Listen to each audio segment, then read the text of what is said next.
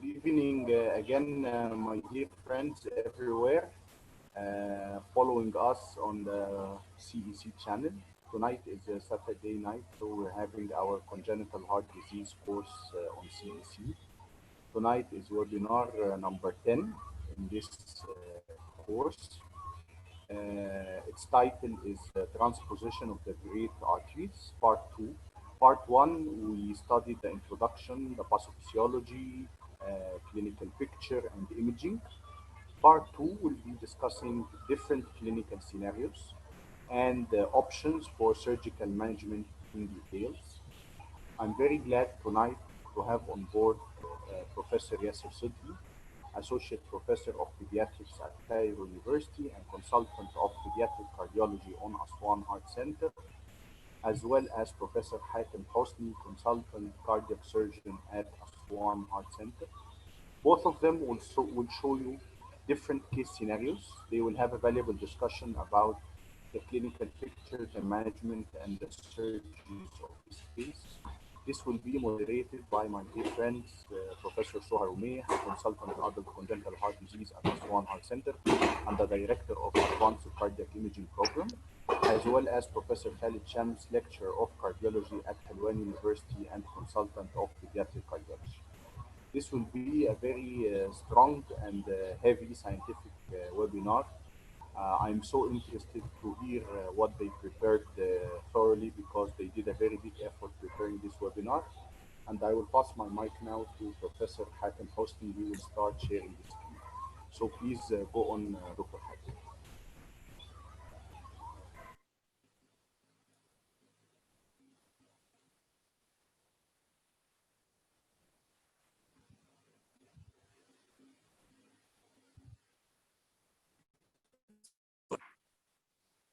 I'm glad to be talking today about management of transposition of great arteries. Such a common disease had a really difficult development in management, and actually with the recent evolution in management has really improved the outcome of these patients. So we'll be talking today about essentially management of TGA. Mainly we'll be talking about which patients will have what pathway, but importantly, we talk about why we do this. I hope you will be enjoying. So a quick revision about a topic that was discussed last time, but we'll be using this heavily in our talk. So just to remind you, TGA is AV concordance, VA discordance. So aorta comes out from the right ventricle while the pulmonary comes out from the left ventricle. So deoxygenated blood goes to the aorta while oxygenated blood goes back to the lungs. And so we have two parallel circulations, essentially separate circulations, which by necessity causes the patients to have cyanosis because most of the deoxygenated blood will be going back into the aorta. This does not mean that the pulmonary blood flow is low. The cyanosis here is because of the parallel circulation having systemic venous blood predominantly going back to the aorta.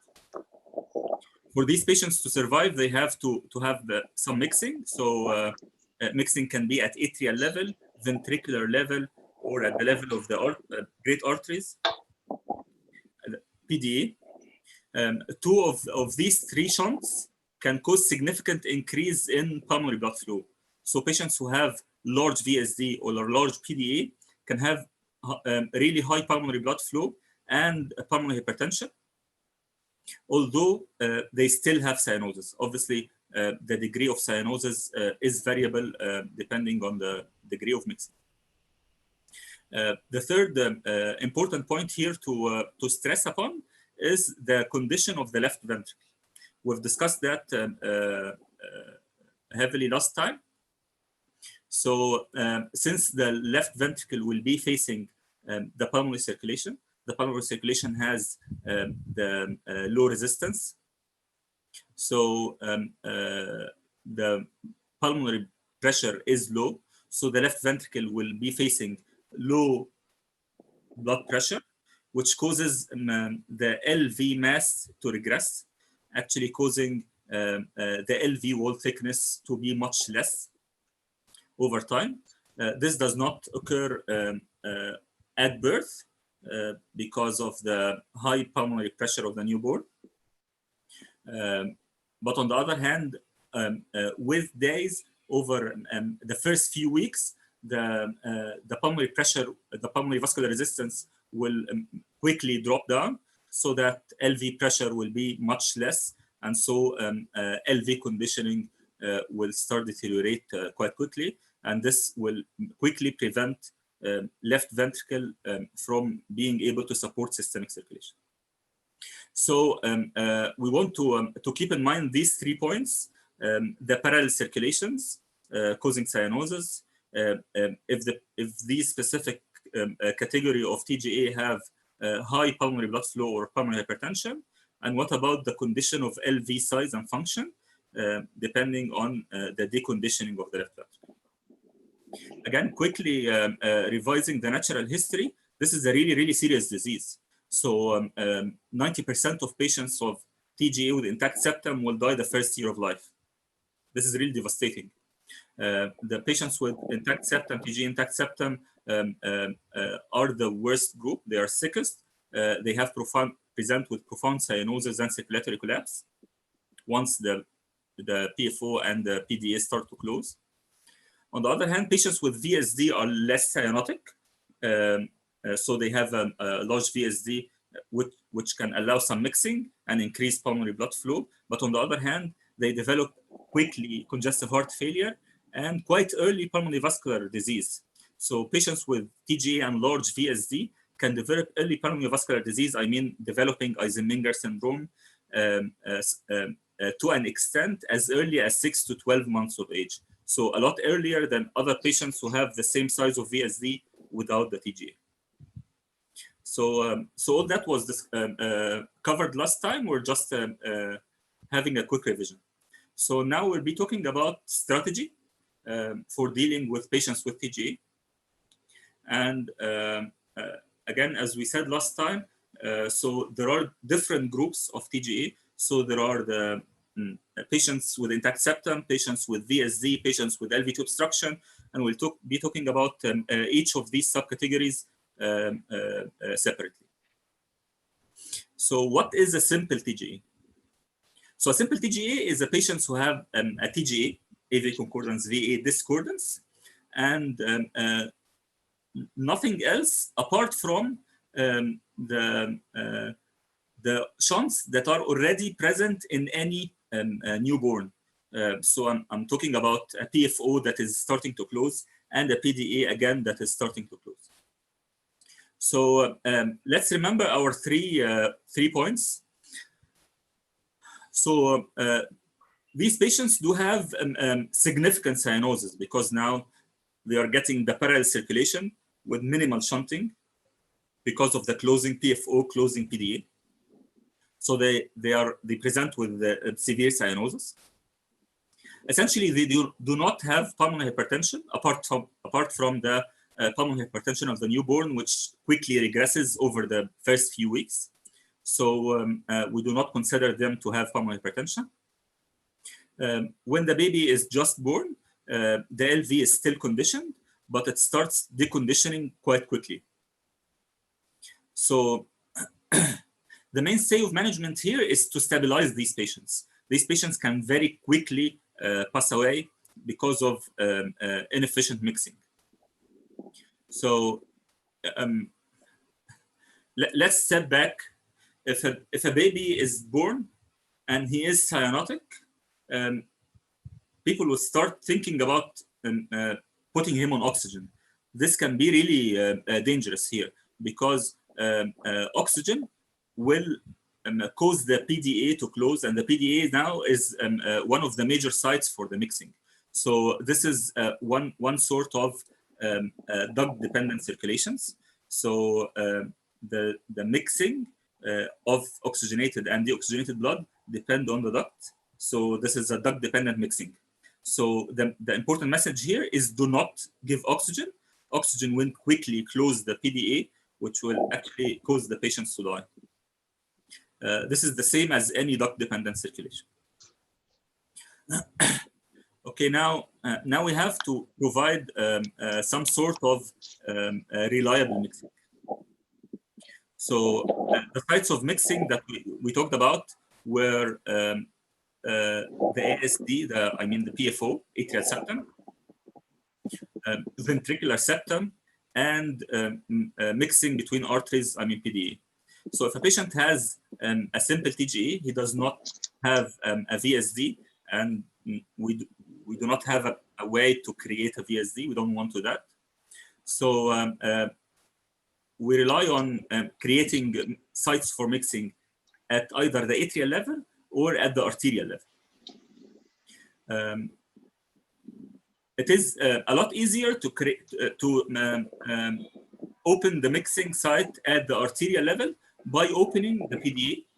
This is first by not giving oxygen, and second by giving prostaglandins. Prostaglandins will cause the smooth muscle of the duct to relax, and this will open a site for mixing at the arterial level. This does not require a lot of experience because you just need to have a cannula, and then you can start giving prostaglandins. But this is not very reliable because if the line stops or cannula gets out or the whatever happens, this can stop and actually the duct can quickly close. So if you need to wait for a few days or you need to transfer a patient for a long distance, prostaglandin is not reliable enough. But obviously it is very quick and it does not require a lot of experience. So you can start prostin anywhere. Just beware that prostaglandins can cause apnea. And so this might cause the patient to get ventilated because of prostin apnea. Again, we do not give prostaglandins routinely unless the saturation drops below 70. The other reliable way is actually creating an ASD.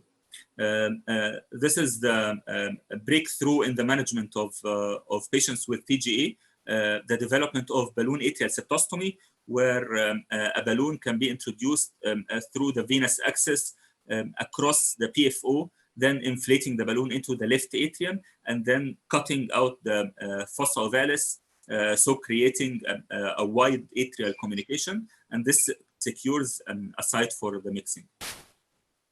Again, if the patient saturation is reliable enough and he is already in the center where he is having the definitive management, we should not rush for this because, again, you get vascular access problems or infection. If we don't need it, we don't do it. But a lot of patients will actually require having this, especially if they need to be transferred to a distant center. So now a patient has a simple TGA, but now with an ASD, or he's already born with a big ASD that guaranteed enough mixing. So looking back at our problems, so these patients, a patient now is a simple TGA, but with a significant ASD. He is still cyanotic, but a lot less cyanotic than the patients without ASD. They do not have pulmonary hypertension.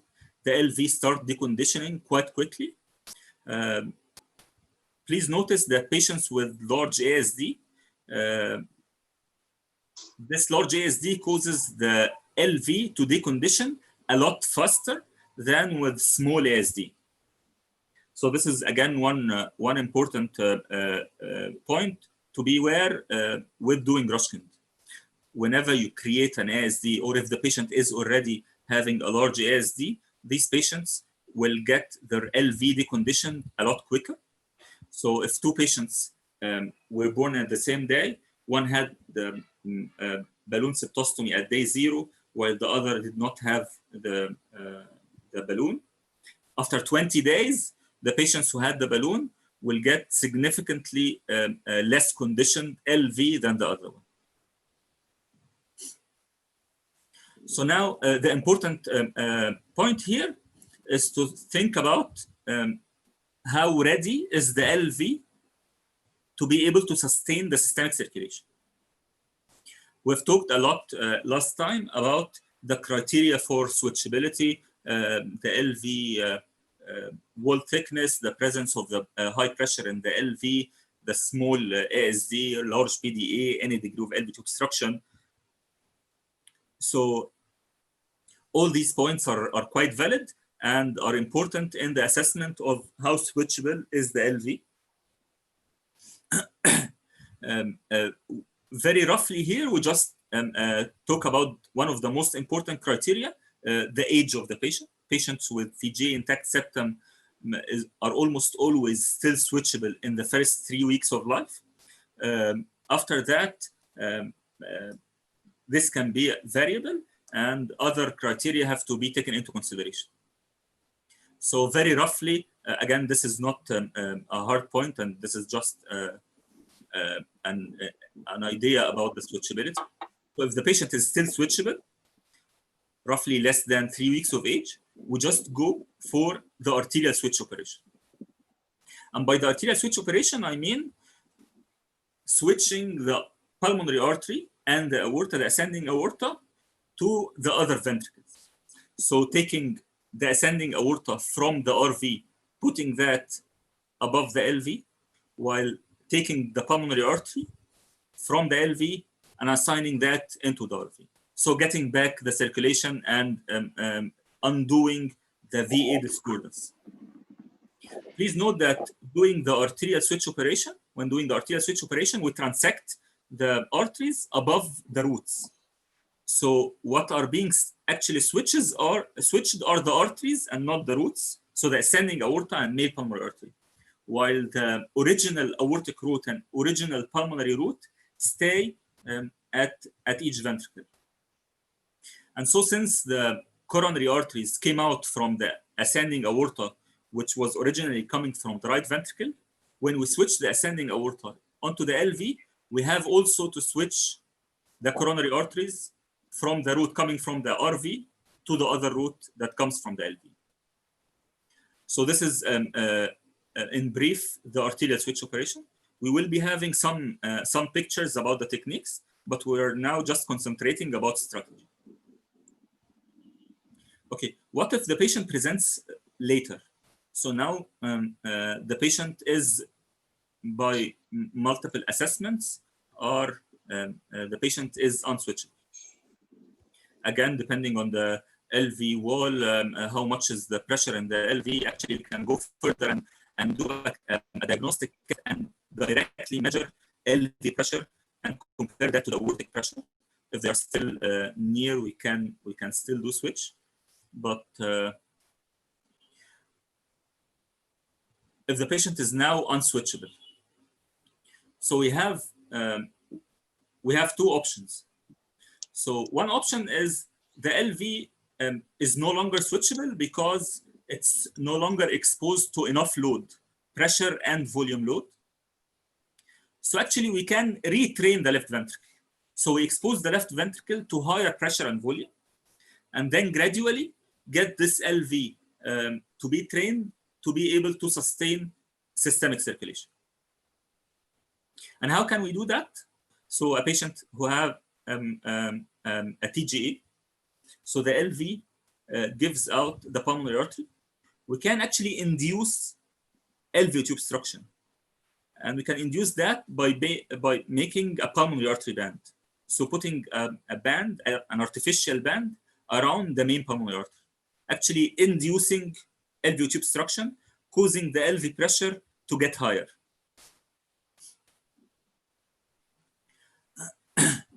So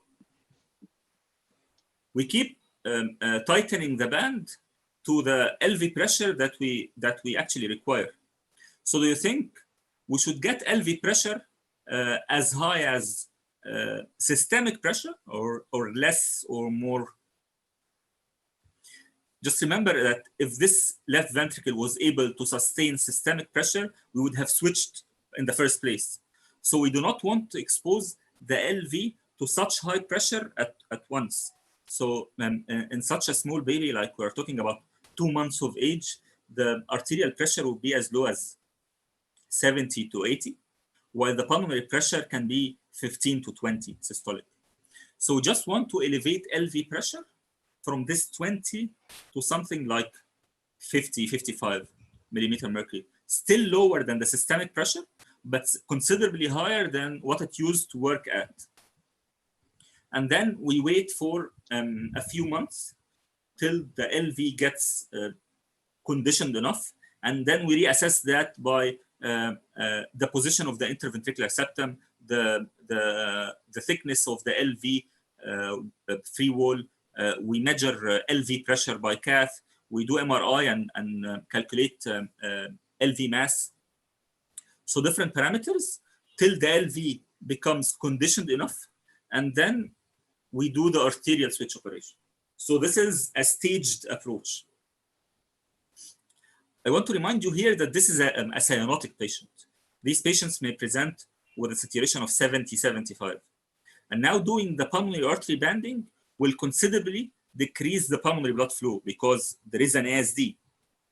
So if this pathway is difficult, blood will find it easier to go other way. And so the amount of blood going into the pulmonary arteries will become less. So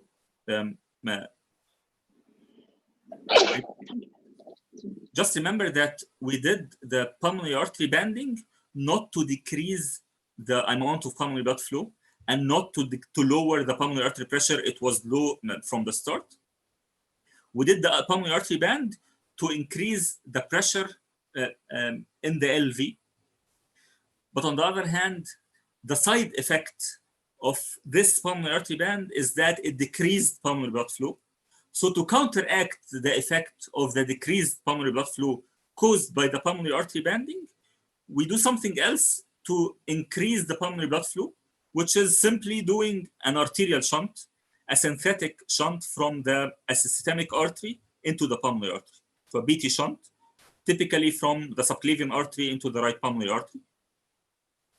So the first stage is doing a pulmonary artery band with a BT shunt. I know this seems quite strange because we're doing what seem to be two opposite operations. We're doing pulmonary artery band, which decreases the pulmonary blood flow, and a BT shunt, which increases the pulmonary blood flow. Just note that the pulmonary artery band here is not meant to decrease the pulmonary blood flow. It is meant to increase LV pressure. The side effect is that it decreases pulmonary blood flow. And then, so we do the BT shunt to counteract this side effect. So this is a strategy that is quite promising because the second stage will be the arterial switch, where we take out the band, take out the shunt, and do the arterial switch. And the patient will be a few months of age. So technically, the operation can be easier. But on the other hand, this strategy is a bit dangerous. The first stage operation is a risky operation. It has to be very well balanced because we're markedly changing the balance of the systemic and pulmonary flow. So there is a considerable morbidity and mortality after the first stage. And actually, there is a significant also inter-stage mortality. So some patients might pass away after being discharged from hospital before doing the second stage. But on the other hand, this we hope by this strategy to re-put them on track so that they do the arterial switch, which is anatomical repair. So the anatomical repair means that the LV will become the systemic ventricle supporting the systemic circulation. So this is one strategy if the patient has a deconditioned left ventricle. I have a question here. Yes, Soha? Hi.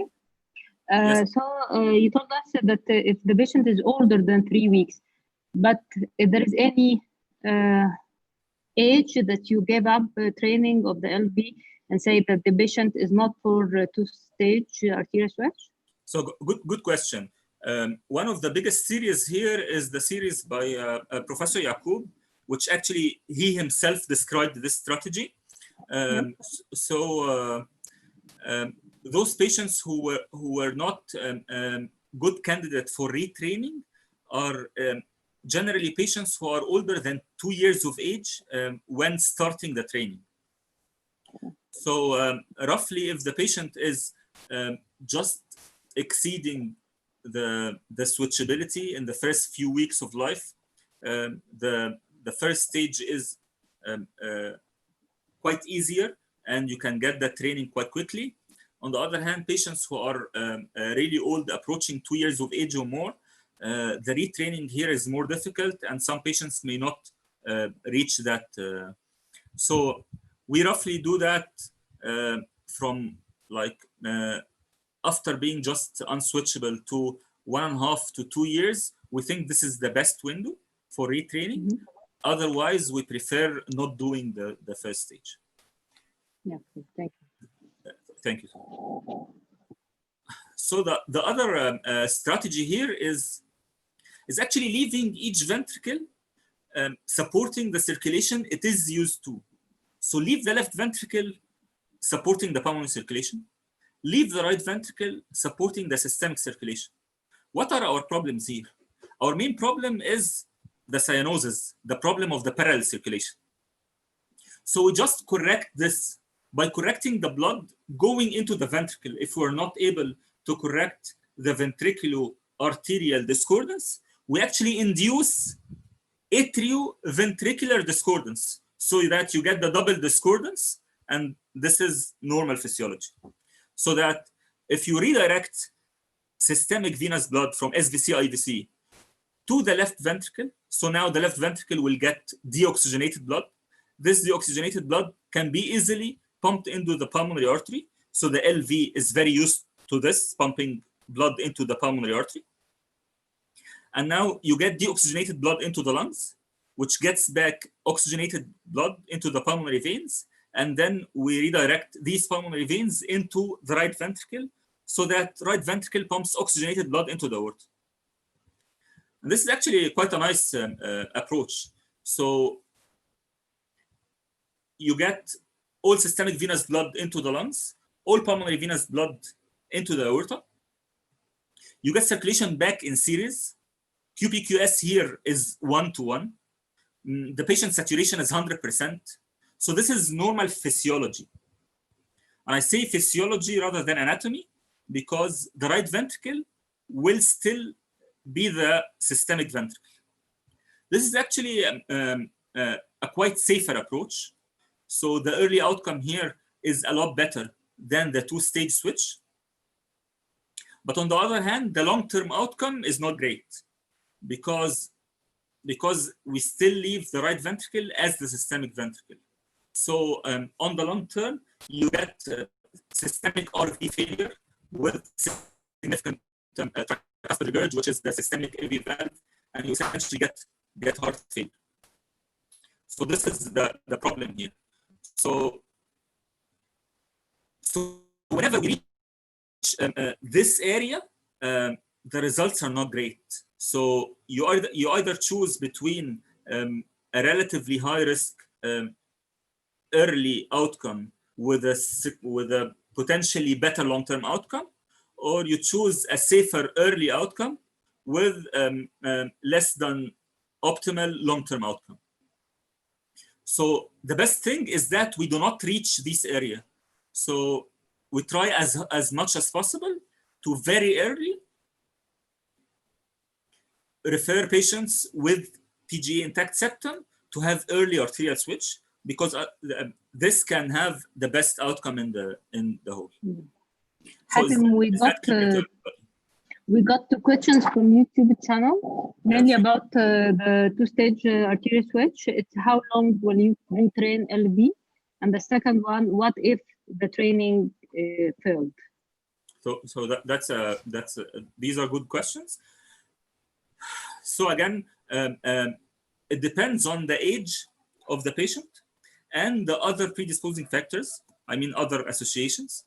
So let's assume a patient who presents at 5 weeks of age, and now we consider the patient is not safely switchable. So by doing a first stage in this patient, you can usually wait for a few weeks and then you do the second stage. Some actually centers might keep the patients inside the hospital after the band and shunt because of the difficult physiology till they get trained enough for a few weeks and then do the arterial switch. On the other hand, if a patient presents at 9 months of age, he's quite unlikely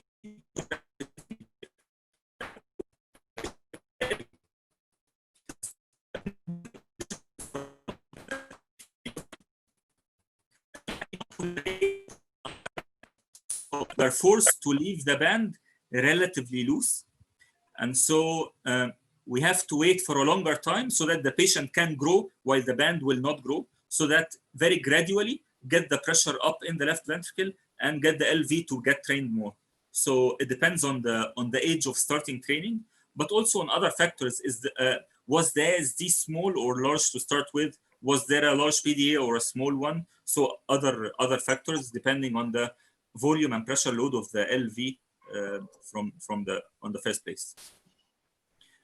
You asked about failing.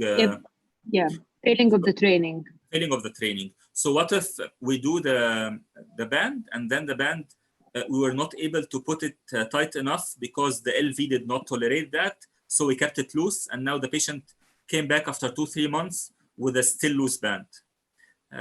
You have different options here. You can actually retighten the band. This can be an option if you really want to continue in that pathway. The other option is just aborting this strategy and moving into the other strategy of doing atrial switch. You can still do atrial switch after the first stage. Okay, thank you. Okay. Hatem, I want to ask a question. Yasser in the last webinar showed us thoroughly the criteria for switchability. Yeah. And we all agreed that it is a multifactorial. Yes. For patients who are presenting late and you are about to defer an arterial switch and to go for either a two-stage switch or atrial switch. The question is for you, Yasser and Soha. When do you decide to refer this patient for hemodynamic assessment? For hemodynamic cath? So generally, as we discussed last time, there are lots of factors. So parameters like the direction of the septum, is it pushed too much towards the left? How do you assess the LV free wall?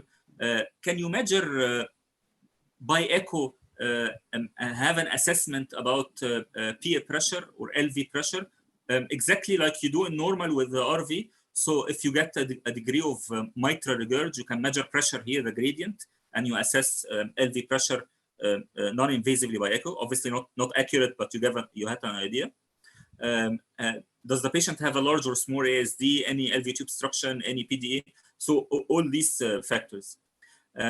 What we actually tend to do is that if all these factors agree and they all say that the patient is very unswitchable, we would not bother doing hemodynamic cath.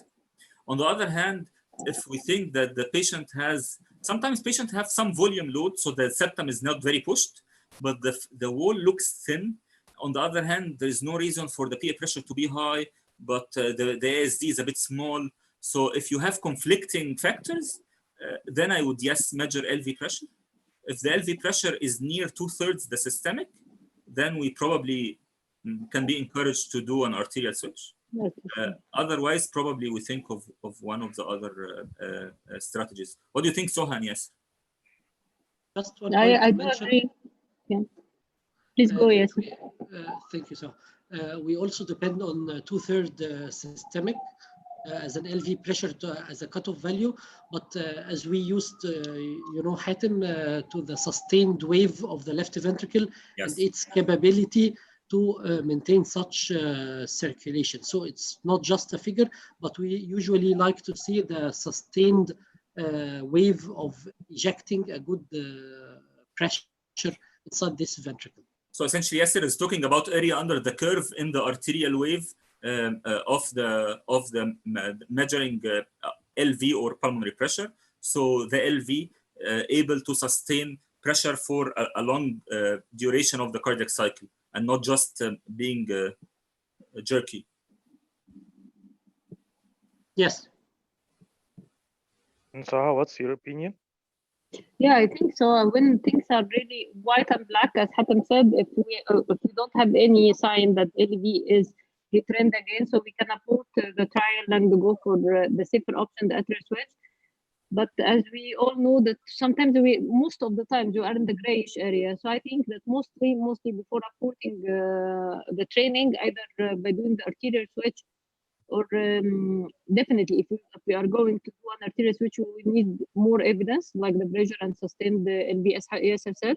So routinely we'll go for CAC before going to the arterial switch. And mostly when we have some grayish area that LV sometimes showed some thickness or symptoms, show some straightening. So before aborting the trial, it would be useful to have an idea for the hemodynamic. But of course, if things are black and white, that LV is not trained at all, so we will not bother doing the hemodynamic as Hatem said. I think a really important factor here is the age of the patient. The longer you wait, you much less probable you get still a switchable patient. And this highlights the real importance of very quickly referring the patient to a center that is capable of doing the arterial switch.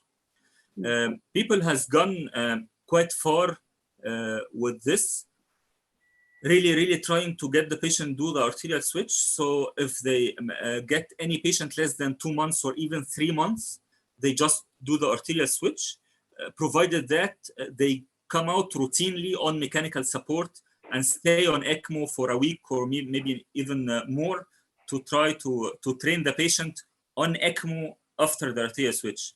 This is a bit, again, high-risk strategy and might not be suitable for all centers doing this. I'm totally agreeing with you. For me, being one of the most non-invasive interventional cardiologists, I would prefer to refer the patients very early to arterial switch than waiting for this late stage and be obligated to do an hemodynamic test for those patients. Thank you, Khaled. So to recap, we've talked about the simple TGA. The most important factor here is stabilize the patient, keep him alive by maintaining some sort of mixing. Do not give oxygen, plus or minus Prostin, plus or minus balloon septostomy, and then very quickly referral to arterial switch. If the patient presents late, not suitable for arterial switch, we have the option either of LV retraining by the first stage, then second stage is the arterial switch, so a staged approach, or keeping the patient in the atrial switch pathway, which have 2 different techniques, the mustard and Senning. They essentially try to get the same configuration by, if you're not able to switch arteries, you just switch veins. So now we move to the TGA VSD. So now we assume the patient has a large VSD. Obviously, if the VSD is really small, and not hemodynamically significant, he gets treated as if he is a simple TGA. But I mean now, if the VSD is large, and so this does have a hemodynamic effect. So regarding the cyanosis, we all tend to think that the cyanosis should be a lot less. And actually, usually this is the case because you get more mixing and more pulmonary blood flow, so you get more oxygen into the circulations. But on the other hand, some patients can have really significant streaming. So most of the blood going during diastole into LVRV, this is not mixing because the VSD is near the outlet of the ventricles. And when the blood is ejected from the ventricles, the blood is actually quite quick and it does not cause enough mixing. So not enough blood, oxygenated blood going into the aorta. So although patients with TGA VSD tend to be less cyanotic, some of them actually can be really cyanotic, may even require doing a balloon septostomy. And then you create an ASD which is even smaller than the VSD, but the saturation markedly improves. So this is just bear that in mind. These patients actually can develop significant pulmonary hypertension because now the VSD will transfer the systemic pressure in the RV to the LV and the pulmonary circulation. So these patients have high pulmonary flow and high pulmonary pressure. What do you think about LV? So this LV is actually exposed to systemic pressure all the time because again, the VSD will transmit the pressure in the RV, the systemic pressure, into the LV, so the LV will stay conditioned. So we're not talking here about 2 weeks and 3 weeks and these things. Actually, patient can present as late as 4 and 5 months of age, and we find that the LV is perfectly conditioned because it has always been exposed to systemic pressure. So we just relax, and patients with TGA VSD, we just wait on them because the LV will stay conditioned. Actually not, because if you remember from the talking about natural history, although TGA VSD are less cyanotic, they are more prone to develop congestive heart failure, which actually can cause mortality, or they can early develop pulmonary vascular disease, and this can develop as early as 6 to 12 months of age. This develops really faster than other conditions. So we still do the arterial switch operation provided that the pulmonary vascular resistance is not irreversibly high. And we roughly say, again, this is a very rough estimate. We have to estimate pulmonary vascular resistance by different means, by clinical saturation, X-ray, echo, everything. But this is a really rough estimate. If a patient presents at less than 1 year of age, we usually go ahead directly and do the arterial switch without fearing of conditioning or retraining or anything like that. But remember, the more you wait, the more damage happens in the pulmonary vascular bed. So they develop increasing pulmonary vascular disease, which becomes increasingly irreversible. So if a patient presents at 2 weeks of age, we should do the arterial switch and VSD closure at 2 weeks of age. We do not wait on that. But in case the patient presents at 4, 5, 6 months of age, we just proceed, go ahead, do the arterial switch and close the VSD. Okay, what if the patient presents even later? And now we're worried about pulmonary vascular disease. I mean, patient becoming Eisenmenger in addition to the TGA. So we do the whole workup, but an important thing here is doing the diagnostic cath, hemodynamic cath. The question is now pulmonary vascular resistance. Is that patient an Eisenmenger syndrome or not? So if we find that the pulmonary vascular resistance is not irreversibly high, so it's either not very high, or if it is high, we do reversibility by oxygen or nitric oxide if available, and then we reach the conclusion that this is still reversible. Then we go ahead and do the arterial switch, knowing that this is a high-risk operation, because so we do the arterial switch and close the VSD. But then these patients can develop pulmonary hypertensive crisis postoperatively. They can have progressively increasing pulmonary vascular resistance even after closure of the VSD. So again, try not to delay patients that long. But now we're faced with the other option.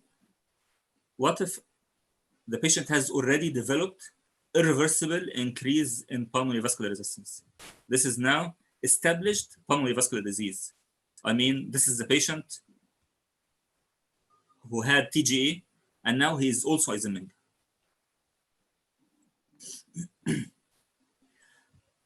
So let's remind ourselves about the Eisenmenger syndrome. So if a patient who is 3 years of age He does not have a TGA. He has a normally connected heart, but he has a large VSD. And now he developed Eisenmenger syndrome, irreversible increase in pulmonary vascular disease. What is oxygen saturation of that patient? It's not 100% because now there is pulmonary to systemic shunting, but actually is quite high. So it's low 90s, high 80s. So in that range. What about the survival of these patients? The median survival of patients who develop Eisenmenger syndrome is as long as 20 years of age.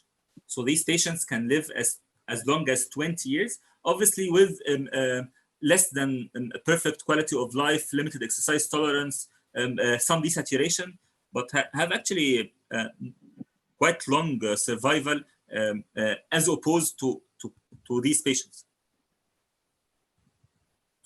Now, if we think about a patient who is a TGA, who is saturating 70s, 80s, and now he developed pulmonary vascular disease, so now pulmonary blood flow has markedly diminished. So these patients, in addition to the cyanosis because of the parallel circulation, they get seriously low pulmonary blood flow. And now the saturation can be as low as 40 to 50%. Patient will not live long with this saturation, and actually quality of life is quite miserable. So the aim of these patients is to transform them from being TGA Eisenmenger to being Eisenmenger and not TGA. So we simply correct the TGA and do not close the VSD as we do with any Eisenmenger. So actually we do atrial switch operation and leave the VSD open. This will cause oxygenated blood to go into the aorta, while deoxygenated blood go to the lung to get oxygen from the lungs. This significantly improves the symptoms and quality of life and actually survival. So these patients can come out of theater with saturations of as high as 90 to 93%. They actually went to operation with saturations of 50s. So the symptoms markedly improve. But we're not able to close these VSD because, as you know, in the Eisenmenger syndrome, if you close the VSD, the subpulmonary ventricle will fail because this is really high pulmonary vascular resistance and the ventricle will fail. So we avoid closing the VSD. So that's why we call this a palliative atrial switch. So a palliative atrial switch as opposed to an atrial switch with VSD closure, because we leave the VSD open. We have not septated the circulation. QPQS here is not 1. This is not a total physiological repair. We're just doing a palliation and the symptoms significantly improve. Do you agree, Soha, on that? Yeah. Sorry, Hatem? So do you agree on the benefit of the palliative atrial switch in TGA with the established pulmonary vascular disease? Yeah, sure. Yeah, personal experience, as Hatem said, that especially in the adults who are neglected TGA in the adulthood, we face the patient with the saturation of 60 and the hematocrit value as high up as 70, and after doing palliative mastered palliative atrial switch, that simply is as I understood correctly, Hatem, is atrial switch with leaving a VSD. Yes. Am I correct? So saturation back again up to 90s. Hatem, I have a question. It's a quick reminder. Compared to the normal circulation, the patient is not TGA, it's normal circulation with VSD. Usually we are not bothering ourselves by being Eisenmenger or not in such young age. You're talking about 1 year. So usually we're expecting Eisenmenger in a bit older children. Why in TGA VSD we are bothering ourselves by being Eisenmenger or not in that young children, just 1 year old? So there's an easy answer and a difficult answer. So the easy answer is that this is what we have found. Patients with TGA VSD develop significantly faster pulmonary vascular disease. So this is not the answer you want. Yeah. So we believe this happens because of two factors. One factor is that patients with TGA have oxygenated blood coming back from the lung, being pumped through from the LV into the pulmonary circulation with very high oxygen content. It is believed that the very high oxygen content is injurious to the pulmonary vascular bed, and the oxygen-free radicals can really increase the rate of developing pulmonary vascular disease. So that's one biological answer. So the other hemodynamic answer is that the pulmonary circulation is actually quite near to the heart, and initially the pulmonary vascular resistance was really low. So the circulation from LV to the pulmonary to the lungs back to the LV, this is fast circulation. And now, since the circulations are in parallel and not in series, the blood going into the lung does not wait for the blood coming back from the systemic. So the pulmonary circulation is actually quite fast and can be very high compared to the amount of blood going into the aorta. So as opposed to a patient with the same size of the VSD, the amount of pulmonary blood flow is huge in the TGA as opposed to other patients with a VSD. So there is a hemodynamic theory for that, and another molecular theory of the oxygen-free radical. Yeah. So yes, they develop pulmonary vascular disease a lot earlier. Yeah, totally agree on that, Hatem. And as Hatem said, it's as young as that, as the 1 year old, that we might find the TGA VSD who is Eisenmenger. So if I would advise the clinician, pay attention for the clinical signs. I mean, if the patient with TGA VSD is not on heart failure, and if the X-ray is really not congested, and if the size of the heart in the X-ray is not dilated as it should be in the VSD with as hemodynamic significance, so please make it low profile to do a cath for pulmonary vascular disease, and pay attention for the clinical signs. It might be helpful. Do you agree, Hatem? Yes, agree. So again, I want to reinforce that this age is not a strong cutoff value. I'm just enforcing thinking about how early things can happen. Yeah. So, Hatem, may I ask a bit silly question that might come to one's mind? In TGA VSD, we have a conditioned left ventricle, and if this baby developed pulmonary hypertension, the LV will be more conditioned. Why do we have an palliative atrial switch and we don't have an palliative arterial switch, like switching the great vessels and leaving the VSD? You can have the palliative arterial switch. It has been done. The theory here is that you correct the TGA and leave the VSD open. Why do we choose the atrial switch? Because it is the safer operation. You don't have to switch coronaries. You get less bleeding. So, and the advantage of the arterial switch as opposed to the atrial switch is on the long-term outcome. We're talking now about an Eisenmenger. We're not talking about long-term outcome. We're talking about a palliation. So we choose the safer option, and we know that the long-term outcome is mandated by the pulmonary vascular resistance rather than the failure of the ventricle. Okay. So in summary, simple TGA, stabilized patients, do not give oxygen, plus or minus prostatin, plus or minus balloon septostomy.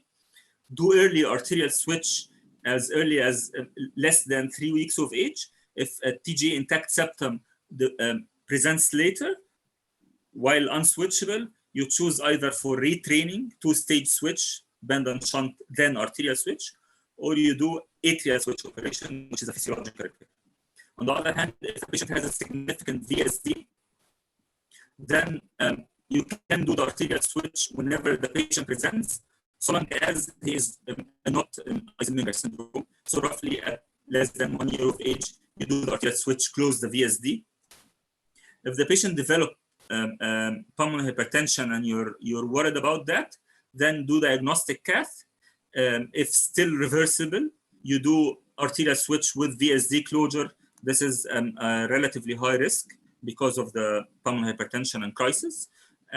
While if the pulmonary vascular resistance is irreversibly high, the patient is established Eisenmenger, then we cannot close the VSD. And then while we correct the TGA and convert him from a TGA Eisenmenger into an Eisenmenger not TGA, doing a palliative atrial switch and leaving the VSD open. Now we move to patients with TGA VSD with LVOT obstruction. Again, this is not a rare combination, as Yasser told us. So up to 1/3 of patients can have LVOT obstruction. So just to everybody to be on the same page, when we talk about LVOT obstruction in the context of TGA, we mean obstruction to pulmonary flow. So the outlet of the LV now is the pulmonary artery. So we can say TGA VSD LVOT obstruction. Some people may say TGA VSD PS. They probably mean the same thing. So what are our problems? So cyanosis, again, it depends on the severity of the LVOT obstruction. So if we assume that this is severe LVOT obstruction, significant, this actually patient will have severe cyanosis because now they have two causes of cyanosis. They have the parallel circulation and the low pulmonary flow.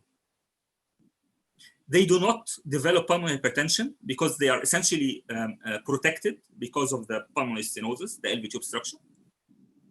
And the LV will stay conditioned because at one end, the LV is facing systemic pressure. And on the other hand, the LV is facing severe obstruction. So LV pressure will stay high, and so the LV will stay conditioned. So now management. We're getting a bit more difficult. So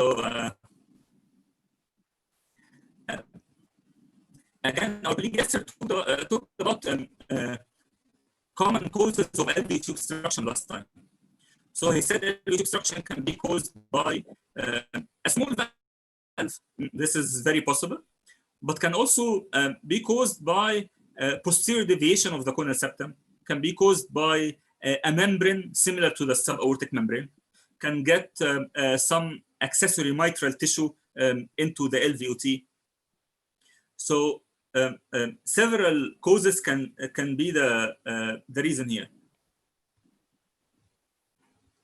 If we think that this LVOT obstruction is resectable while still being safe, so without destroying valves or the connection, then we should do this.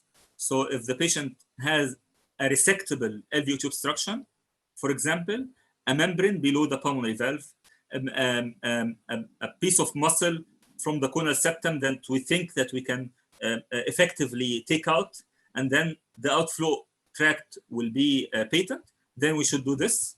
So we do resection and arterial switch, and obviously VSD closure. But what if the LVOT obstruction is irresectable? For example, if the pulmonary valve is really, really small, I mean, small pulmonary valve annulus. Now, if we do the arterial switch operation, we actually transform the severe pulmonary stenosis into severe aortic stenosis. We cannot accept this. We cannot do the arterial switch operation to come out of the operation with a gradient of 70 across the aortic valve. So this is not an acceptable option. So what can we do here? We can actually close the VSD. But instead of closing the VSD this way, we close the VSD that way. So now we direct the LV with an intracardiac tunnel into the aortic valve. And now we separate the aortic valve from the RV. So close the VSD from LV to the aorta with an intracardiac tunnel. And then we shut off this pulmonary valve. So now the LV will have only one outflow, which is into the aorta. And now the RV is not communicating with an artery, and the pulmonary artery is not getting blood from anywhere.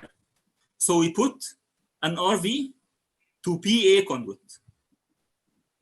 This can be a homograph, this can be a valved conduit, can be whatever, Contegra, so whatever.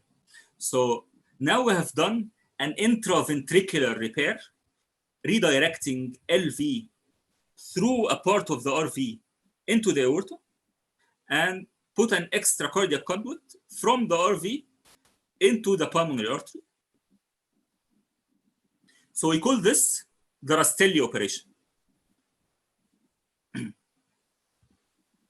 So now we have the scenario of a patient presenting at 2 weeks of age, very, very cyanotic because he is a TGA and has a really low pulmonary flow. And then I get enthusiastic and say, okay, let's take him, do the Rastelli. What size valve do you think we would put in a 3 kilos baby? Quite small. And then when this patient is with 1 year of age, he should be something like 10 kilos. So he has more than tripled his body weight, while this valve does not grow. And actually the intracardiac tunnel can get smaller because it was made in a very small baby. And now the tunnel, this is a synthetic patch, which will also not grow. So you can also get LVOT obstruction. So you can develop early LVOT and RVOT obstruction. So you take him back at 1 year of age, redo the whole Rastelli, and then he comes back at 3 years of age, and then comes back at 8 years of age, and he keeps coming back. This really increases the reoperation rate and actually the risk of mortality during one of these operations.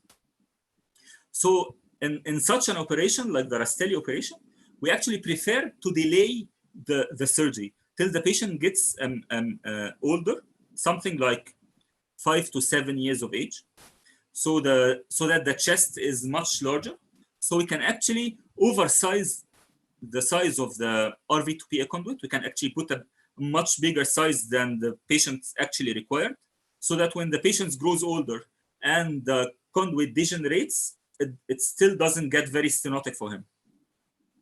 We cannot do that in a very young baby because the chest is quite small and we cannot oversize valves there. But we can do that in a 7 years old patient. But now we're faced with a patient who is 2 weeks of age and he's presenting with a saturation of 50. We cannot just tell him, okay, come back when you are 7 years of age, you'll not come back. So let's revise what are the problems of these patients. So this patient is very, very cyanotic. He does not have pulmonary hypertension. I'm not worried that the LV gets deconditioned because the LV is exposed to systemic pressure. So my only problem now is the low pulmonary flow with the severe cyanosis. We simply just improve the pulmonary blood flow by putting an arterial shunt. So we do, again, a systemic to pulmonary shunt, a BT shunt, to improve the saturation, and then wait for the patient to grow older. Then we can take the shunt out and do the total repair, the intraventricular repair, the Rastelli. So if a patient presents with a TGA, VSD, LVOT obstruction, we look carefully at the LVOT obstruction. If this is resectable, the best outcome is with resection, arterial switch, and VSD closure. If irresectable, we think about the Rastelli pathway, where if the patient is very cyanotic, we do a BT shunt. If he is not saturating in the high 70s to 80s, we just wait for him till he grows as old as we can, roughly 7 years of age, and then we can do the Rastelli.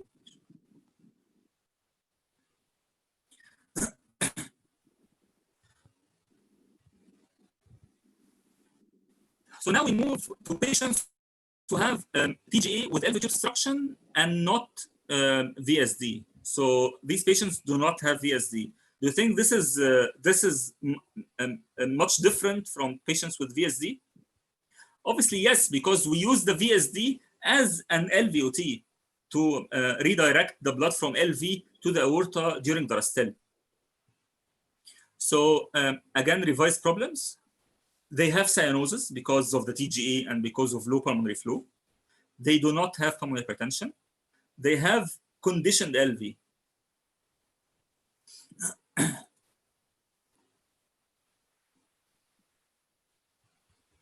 How do we manage those? There is an important point here. Patients can have dynamic LVOT obstruction. And I mean dynamic as opposed to fixed LVOT obstruction. So let's talk about this. So let's go back and stop talking about TGA. And now let's talk about the most famous dynamic LVOT obstruction in the HOCM, hypertrophic obstructive cardiomyopathy. So this is a normal heart where the inflow into the left ventricle flows through the mitral, and then the outflow goes to the LVOT. The anterior mitral leaflet acts as an inflow and an outflow to the left ventricle. If the septum is very, very thick, where the interventricular septum comes quite near to the anterior mitral leaflet, then when the blood is ejected quickly from the left ventricle, the Venturi effect will suck the anterior mitral leaflet towards the LVOT, causing LVOT obstruction. This is dynamic LVOT obstruction. This is caused by the septum being near to the anterior mitral leaflet and then systolic anterior motion of the anterior mitral leaflet, which causes the anterior mitral leaflet to go into the LVOT, causing severe LVOT obstruction there. And we know that the correction of these, they actually can develop severe mitral regurg. We know that the correction of this condition in the HOCM is that you push the septum away from the mitral by resecting that, which is the myectomy. Just note here that the mitral valve does not care if the septum approaches the mitral because the septum is thick, or actually the septum is just pushed. This is actually what happens in the TGA. So now, if this is a TGA with intact septum, there is no VSD, RV pressure will be higher than LV pressure. So in some patients, actually, the interventricular septum is pushed towards the mitral, and then you get the exact same effect. You get the Venturi effect with the systolic anterior motion of the anterior mitral leaflet. You get severe LVOT obstruction with a gradient as high as 50 or 70. This fortunately keeps the LV as conditioned, while there is no fixed obstruction here. So if you inspect the LVOT in the relaxed heart, the LVOT is actually quite open. There is no fixed obstruction here.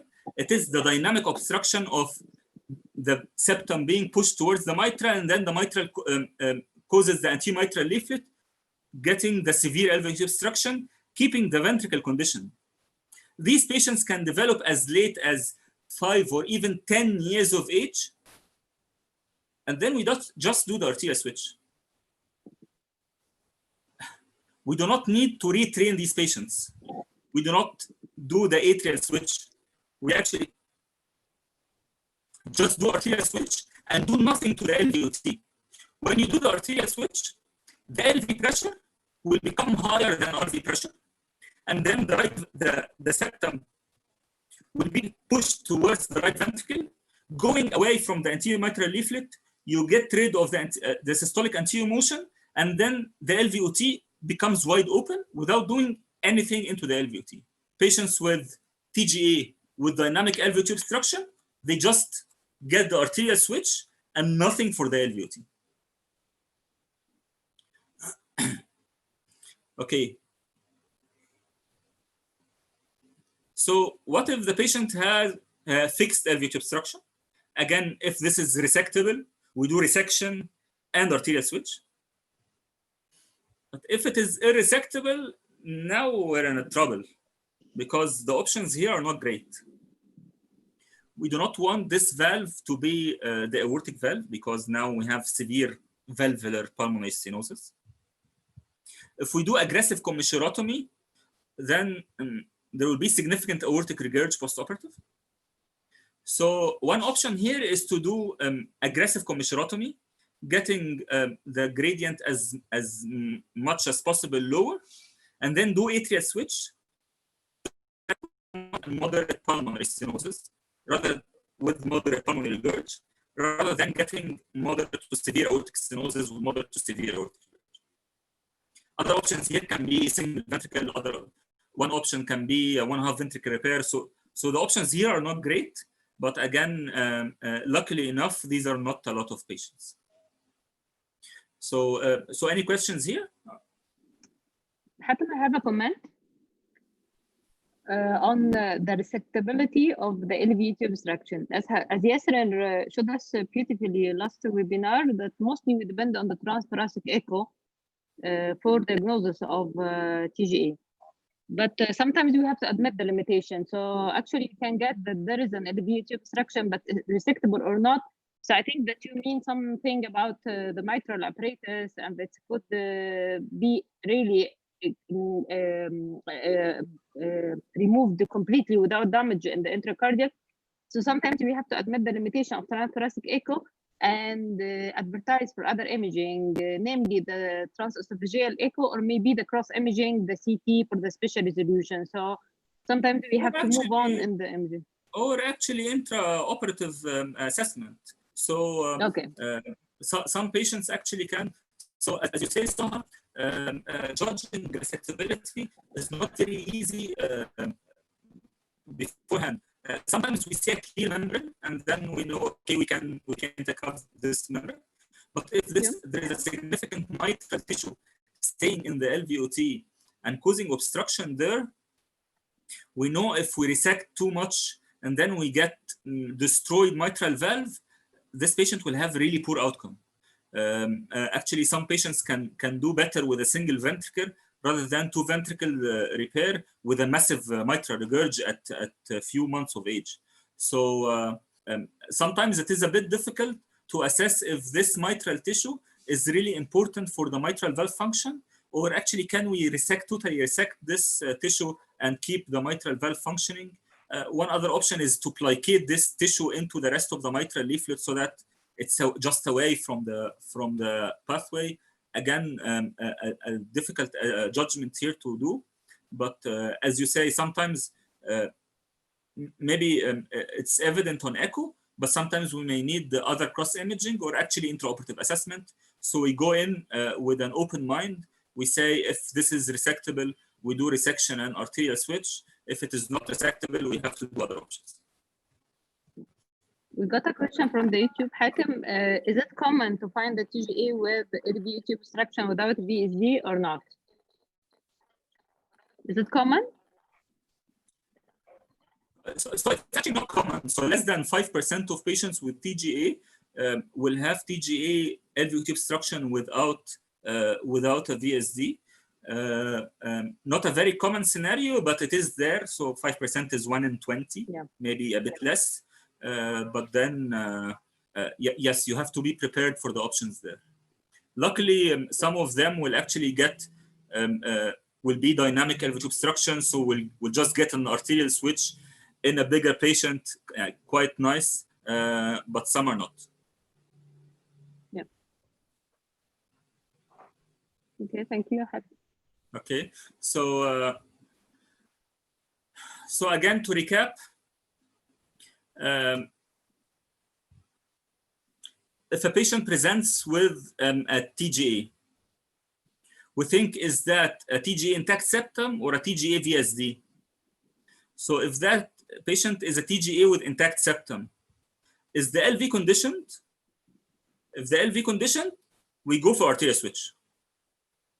If the LV is deconditioned, then we have the option to do first stage LV retraining by doing a band and a shunt, then wait till the LV gets retrained, reconditioned, and then we take out the band and shunt and do arterial switch as a second stage.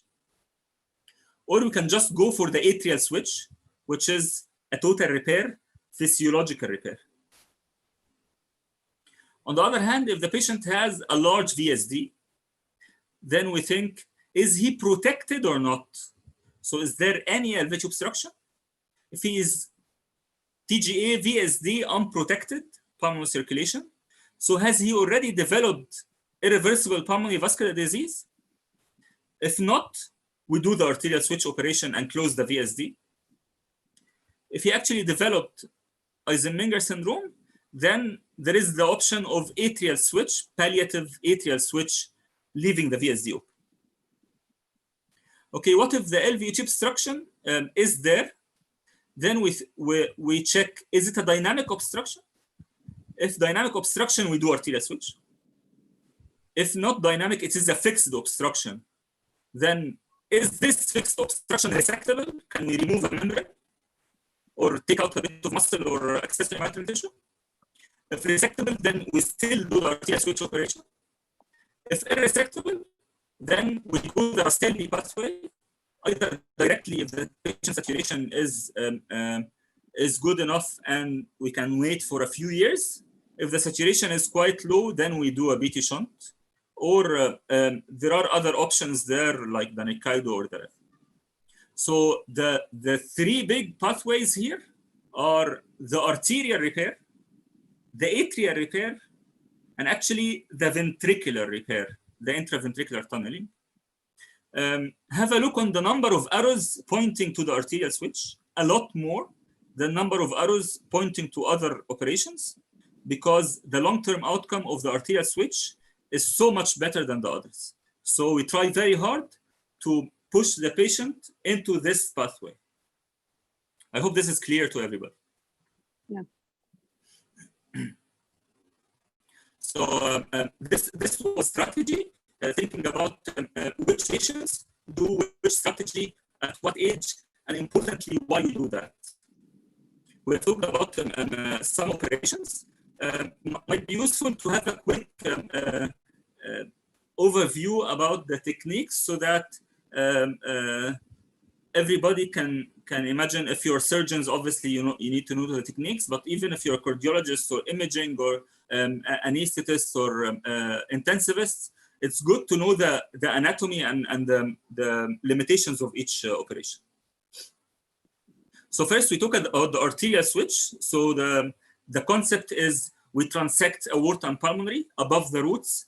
We switch them, put the aorta over the root coming from LV, put the pulmonary over the root coming from the RV, take out the coronaries from the root coming from the RV into the other root.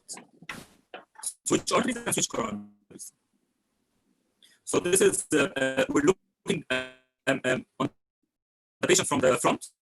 So that the head is here, the legs are there, this is right and this is left, and we're looking from the front. So now we transect the aorta. We can find the coronaries here. Aorta is coming from the right ventricle. And this is the line where we'll transect the pulmonary artery. Here we want to tell you about some technical step. So the pulmonary artery bifurcation is quite posterior, coming from the posterior root, coming from the LV. And now we want to put this pulmonary bifurcation into the anterior root coming from the RV. So it made it a lot easier for the arterial switch operation to move the whole pulmonary bifurcation in front of the ascending aorta. This is not the normal configuration in normal patients. Normal patients without TGA have still the pulmonary bifurcation behind, but since the outflow tracts cross each other, you still get the pulmonary bifurcation at the back. But since simulating this crossing, it's much harder than just getting the pulmonary bifurcation anterior, we get this. We call this the Lecomte maneuver, named after the surgeon who described that. So we mobilize the pulmonary arteries quite into the lung hyla, and then we move the pulmonary bifurcation in front of the ascending aorta. You can see it here. So this is ascending aorta, and now we have moved pulmonary bifurcation in front of that. This is the pulmonary artery transected. And now here are the coronaries. We cut out the coronaries with the whole sinus out of this root so that we can switch them to the other root. Now the coronaries are switched, and now we have defects in place of the coronaries into the new pulmonary route, the route that will become the pulmonary route. So at first we connect this aorta into the new aortic route at the back, and then we reconstruct this by a pericardial patch from the patient pericardium, and then we reconnect the pulmonary bifurcation into the new pulmonary route, so that this is the end configuration. The RV comes gives out the neopulmonary route without coronaries anymore, and now into the pulmonary bifurcation, which sits in front of the ascending aorta. Now ascending aorta is at the back, coming out from the root, which gives the coronary arteries, the switch coronary arteries. This is the end configuration of the arterial switch, which you can actually observe in echo and on CT and FT. So this is an MRI image showing the pulmonary bifurcation in front of the ascending aorta. This is very different from normal. To give you an idea about the importance of coronaries and intramural coronaries. So we said we cut out the coronary artery with the whole sinus to be able to switch that into the other route. So we find this coronary coming from this sinus, and now if we're looking from outside, we think that the other coronary comes from this sinus. What it actually does is that it goes into the aortic wall, keeps going inside the aortic wall, and then opens into the lumen at the other sinus. So that when we cut the right coronary this way, and now if we try to cut the left coronary the same way, we'll actually cut across the left coronary. This is not a nice thing to do. So it is quite important to know the intramural coronaries. There are techniques for that, probably detaching the commissure, taking out this full area, unroofing the this is very technical. I just want to say that intramural coronaries can endanger cutting across a major coronary, which is a really dangerous thing. So if Yasser can help me show some echo post arterial switch. Yes, sure, Hatem.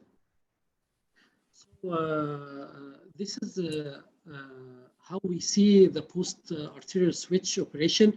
You can assume here that the LV now is conditioned, well-sized and well-formed left ventricle. This is the right ventricle, and with good function. Also, we in the post-arterial switch, there are several aspects we need to know. We need to know if there any aortic root regurgitation or dilatation. Here we can see a very successful result with trivial aortic regurgitation. So we need also to assess the ventricular function because you know that the surgeon translocate the coronaries. So we need to make sure that the ventricular function is maintained and know any abnormal wall abnormality. Also, we need to know the effect of the LeConte maneuver. Here, we can assess it in the short axis where we found the bifurcation anterior and the aorta comes now posterior. So we can move to the next image, Hatem.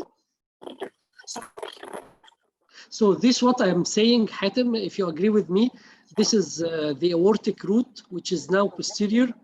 This is the pulmonary bifurcation. And one of the most important things we need to know is there any supravalvular pulmonary stenosis or not? So these are points to be taken: the ventricular function, the aortic regurgitation, aortic root dilatation after arterial switch, and the patency of the pulmonary bifurcation after the LeConte. Thank you, Yasser. Thank you. So now we move to the technique of the atrial switch operation. So this is a bit hard, so bear with me. So now we want to switch the atria essentially redirect SVC and IVC blood towards mitral valve to open into the LV, so that deoxygenated blood will go from LV to the pulmonary artery, while pulmonary venous blood gets oxygenated blood, and that will go into the right ventricle, so that the right ventricle will pump oxygenated blood into aorta. And now there is no communication, so that QPQS is 1. So there are 2 techniques for that. The first described technique was the Senning operation, again after the name of the surgeon who described it. I consider this one of the most clever operations ever in medicine. So this is an operative view. So this is a surgeon view. We're now standing on the right side of the patient. The head is here and the legs are there, and we're looking from the right side. This is the right atrial appendage, SVC, IVC with the cannula. The right ventricle is there giving aorta. These are pulmonary veins at the back opening into the posterior left atrium. So this is a zoom in. So this is the right atrium, SVC, IVC, and these are pulmonary veins opening at the back into the left atrium. Just a diagram to help everybody understand. So if we get cut section at this part, and now we'll look from above, so that this blue line is the free wall of the right atrium. The red line is the posterior wall of the left atrium. These are 2 pulmonary veins, but we know that there are 4 veins here. This just section gets 2 veins into the view. So with an ASD. So the AV valve coming from the right atrium is the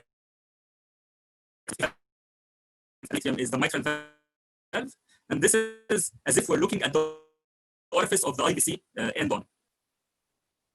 So now we do an incision into the free wall of the right atrium. So now we open the right atrium. If we look from the right atrium, we can see the tricuspid valve here, the interatrial septum with an ASD, interatrial septum with an ASD. Through that ASD, we can see a port from the left.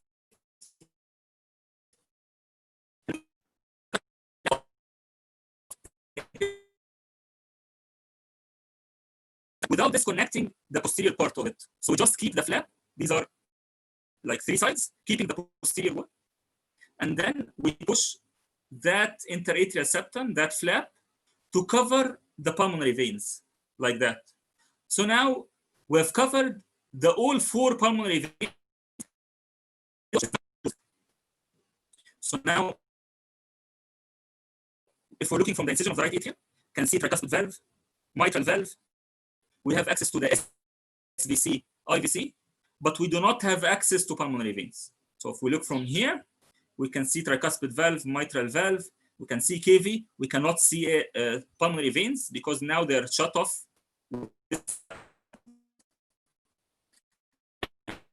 Open this closed chamber, having the pulmonary venous blood, we open it from the outside, from the free wall of the left atrium to the outside. And now we cover this free wall of the right atrium into the remaining edge of the interatrial septum. So this free wall of the right atrium, we connect that into the free edge, the remaining edge of the atrial septum. And now the SVC and IVC blood has been baffled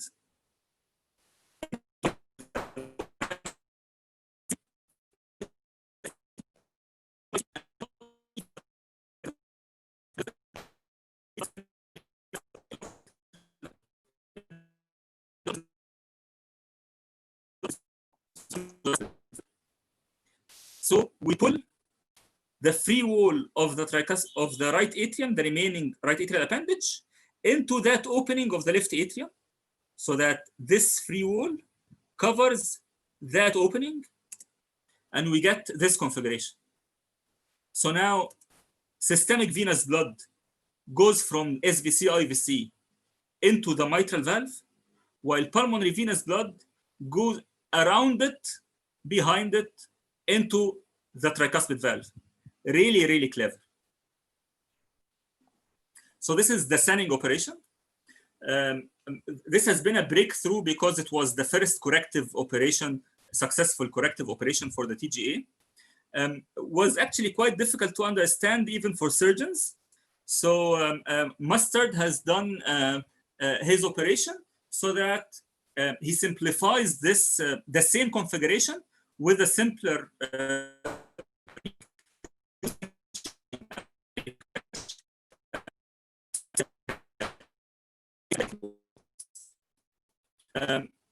our group has done a big modification for the Mustard operation, which we now currently routinely use. We have just recently published this modification. Yasser and Soha actually have done a big contribution there. And obviously this was the idea of Professor Yaqub himself. So again, surgery, we open quite a limited incision into the right atrial free wall. So this is the view from inside. We can see this is the tricuspid valve. SVC will be that way, IVC that way. This is the interatrial septum with the small ASD. This is the ostium of the coronary sinus. We cut out the whole atrial septum without using it as a flap. We just cut it out. And we actually unroof the coronary sinus. So now we have got a large opening into it. So SVC, IVC, and 4 pulmonary veins. And both AV valves opening again into the same cavity. And now we start dividing in a different fashion. So this is the original atrial septum has been cut out to avoid any obstruction. These are the pulmonary veins. These are the orifices of SVC and IVC. This is the entrance of the tricuspid valve, entrance of the mitral valve, right atrial appendage, left atrial appendage, and this is the position of the AV node. So this would be the configuration where we put an automatic patch. This patch is designed so that it covers both SVC and IVC and direct both into the mitral valve and leave the remaining cavity to have the pulmonary venous blood go unobstructed into the tricuspid valve. So you end up with this configuration. Now we cannot see SVC, IVC, and the mitral valve. We can see pulmonary veins and tricuspid valve, and this will be direction of flow. So systemic venous blood goes to the left ventricle to be pumped into the pulmonary artery, while pulmonary venous blood goes into the right ventricle to be pumped into the aorta. I hope this was clear. So this is the difference between the original Mustard and our modification. I actually invite you all to go through the paper where we describe the rationale and the difference in outcome. So that both techniques of atrial switch, I mean the Senning and the Mustard, try to end up into this configuration.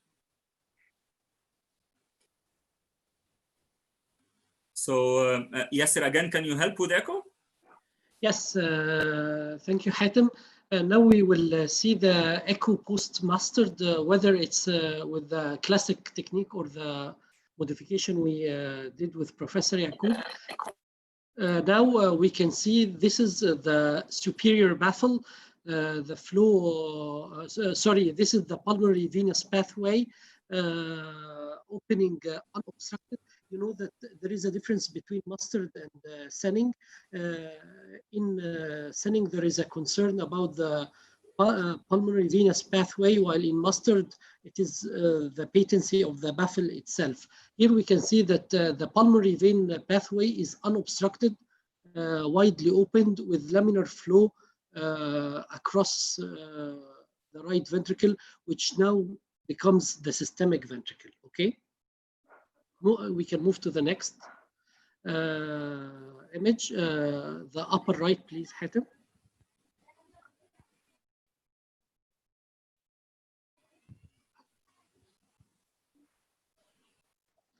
Now we describe the baffles as inferior limb and superior limb. The inferior limb is the baffle from the IVC towards the ventricle, while the superior limb or superior baffle is the baffle from the SVC to the ventricle. Now we can see, and we can see on different views.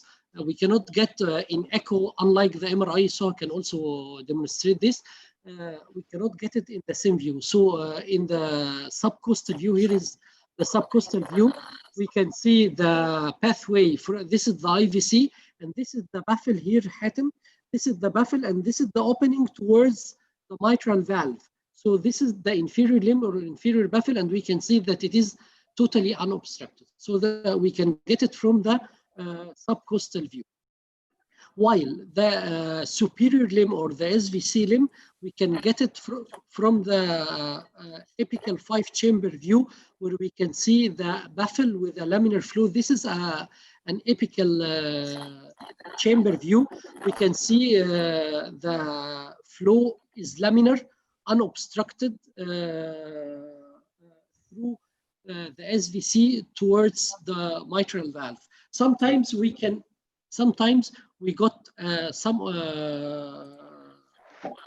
complications, especially we experience it with the old technique or the classic mustard, where we can find an obstruction in the entrance of the superior limb towards the mitral valve, and this might cause obstruction to the flow, which further might need future balloon dilatation or even stenting of the baffle. We can even here in both figures, we can compare the laminar flow of the modified technique towards the classic technique, where we can see a little bit of obstruction in the pathway.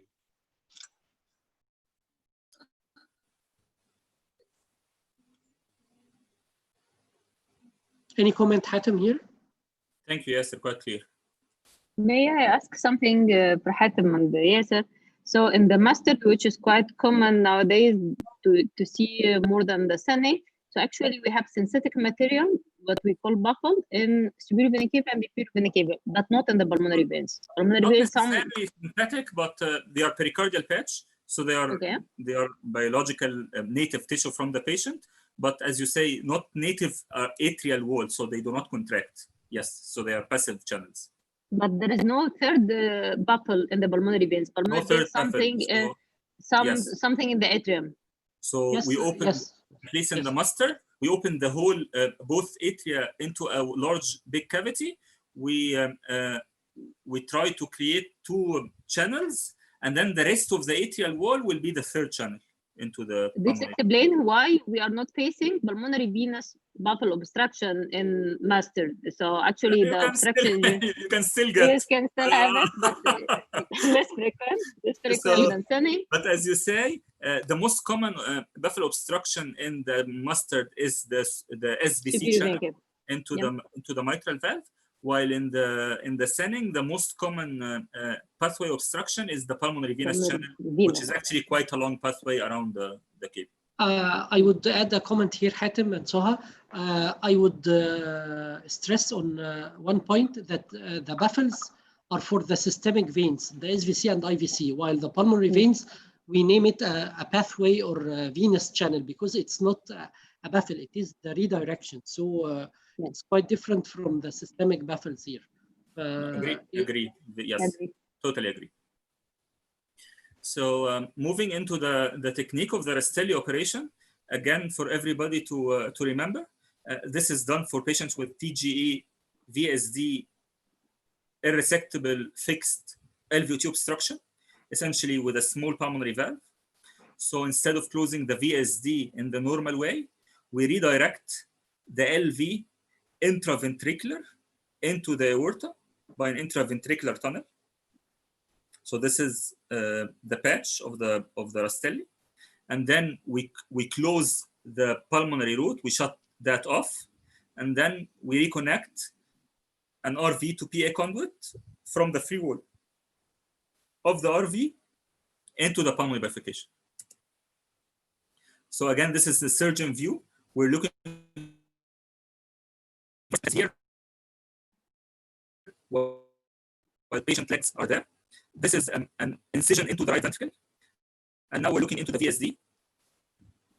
So if the VSD is small, this actually will predispose to LV tube obstruction, because now the whole blood coming from the LV will have to pass through this VSD. So we usually enlarge the VSD by cutting into the conal septum, and this is anterior and superior, because in most cases the conduction will pass posterior inferior. So we do not want to enlarge the VSD towards posterior, otherwise we get heart block. So we tend to enlarge the VSD by cutting out the conal septum, which is generally safe. And now we make sure that the VSD is large enough, probably by measuring a dilator. And now we have a VSD, and we want to redirect this VSD into the aortic valve. So instead of closing off the VSD on itself, we actually redirect the VSD blood into the ascending aorta by putting a patch that has an intraventricular tunnel. This pathway goes inside the right ventricle. And now we end up with this configuration. Now the RV no longer gives blood into the aorta. Now the whole blood going into the aorta is coming from the LV through this baffle, through this intraventricular. And now we close off the pulmonary valve and we reconnect. Now we have an opening in the RV, another opening in the pulmonary arteries, and then we may use a homograft or a valve or whatever. And now we reconnect pulmonary artery into the RV, and you end up with this configuration. So we have blood going from RV into this conduit to the pulmonary valve, while blood from the left ventricle through the intraventricular tunnel into the aorta. So as Hatem just mentioned, Rastelli operation depend on baffling the LV to the aorta and putting an RV conduit. This is a post-Rastelli or long-standing Rastelli. We have a little bit complications because the conduit might get degenerated over time, because this is a synthetic material. We might have a residual VSD or LVOT obstruction or encroachment of the VSD patch on the LVOT. So these points needs to be taken into mind. So this is a long-standing Rastelli or post-Rastelli procedure where we have a dilated right side, severe tricuspid regurgitation, probably due to degeneration on the conduit, which we'll see in the coming image. Also, this is a 4-chamber with a color compare. We can see a dilated right side and severe tricuspid regurg. Then this is an apical 4-chamber view with anterior inclination, where we can see this is the VSD patch and laminar LVOT with no residual flow across the VSD patch. So if we can move to the next images.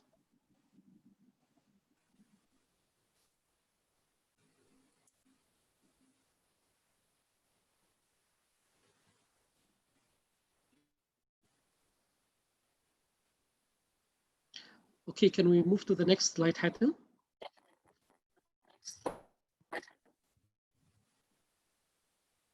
Is that clear now?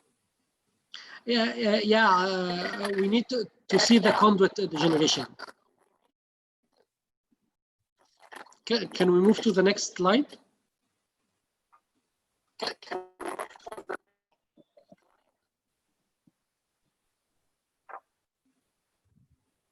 Yes, here, if we can move the video, please. Here we can see that there is no residual flow across the VSD patch, laminar flow across the LVOT, so widely patent LVOT and no residual flow across the patch. But if we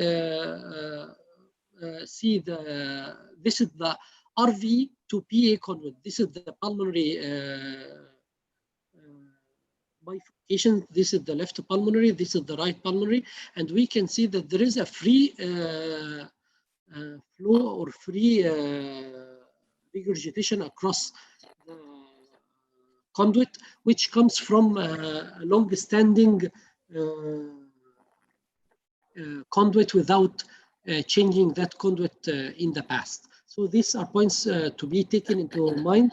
Rastelli operation is a quite good operation, but it might need revision after some time, as you will mention in the coming slides. Hatem, any comment from you? Thank you, Yasser. Thank you. So now moving into post-operative care, we essentially will talk about the arterial switch, which has quite important tips in the post-operative care. Operations are relatively the standard care for post-operative surgery. So in the arterial switch operation, we're quite concerned about the LV function, especially in the TGA with intact septum, especially those who come a bit late. Sometimes the LV will have a bit of time after the operation with impaired function, and usually this takes a few days, and then progressively the LV will improve. One important tip here is that sometimes just by sternal closure, this can cause significant compression on the heart, causing a tamponade effect. With such a big operation, long operation, and bypass time, sometimes the heart can get edematous, so that the heart after the operation is not like before the operation. And actually the chest in the very, very small babies is actually quite small and not enough room there. So by just getting the sternal edges together, this can cause significant compression. So it's not rare that we keep the chest open for a few days. Obviously, we cover that either preferably by closing the skin while keeping the sternum open. Sometimes to avoid the sternum, getting the sternum compressing the heart, we put a stent in between the sternal edges, a plastic stent or so. And then we keep either the skin open, or if the stent is very large, we can put a membrane so that we cover the chest and avoid infection while keeping the sternum open for a few days. And then we try quite hard in the first few days to get the patient quite negative balance. And then when the heart edema improves, then we can gradually over a few steps, or we close the chest directly a few days, and usually you do that bedside in the ICU. So this is important tip to consider. Atrial pacing is very important in these very small babies. Remember that cardiac output is heart rate multiplied by stroke volume. In bigger children and adults, it doesn't make a big difference, because when the heart rate drops, usually the Sterling curve causes stretch in the myocardium, so that stroke volume will increase proportionately, and the cardiac output will stay more or less the same. While in very, very small babies, the stroke volume has a limit. So dropping the heart rate will not be accompanied by a proportionate increase in the stroke volume. So actually dropping the heart rate will cause the cardiac output to drop. So atrial pacing is a strong weapon here, which we should not give away. And atrial pacing is a lot superior hemodynamically than ventricular pacing, because with the ventricular pacing, you lose the atrial kick, the atrioventricular synchrony. While with atrial pacing, it is very physiological, and you keep the atrial kick and you improve the stroke volume and obviously the heart rate. So you have a very cheap mean to increase the cardiac output.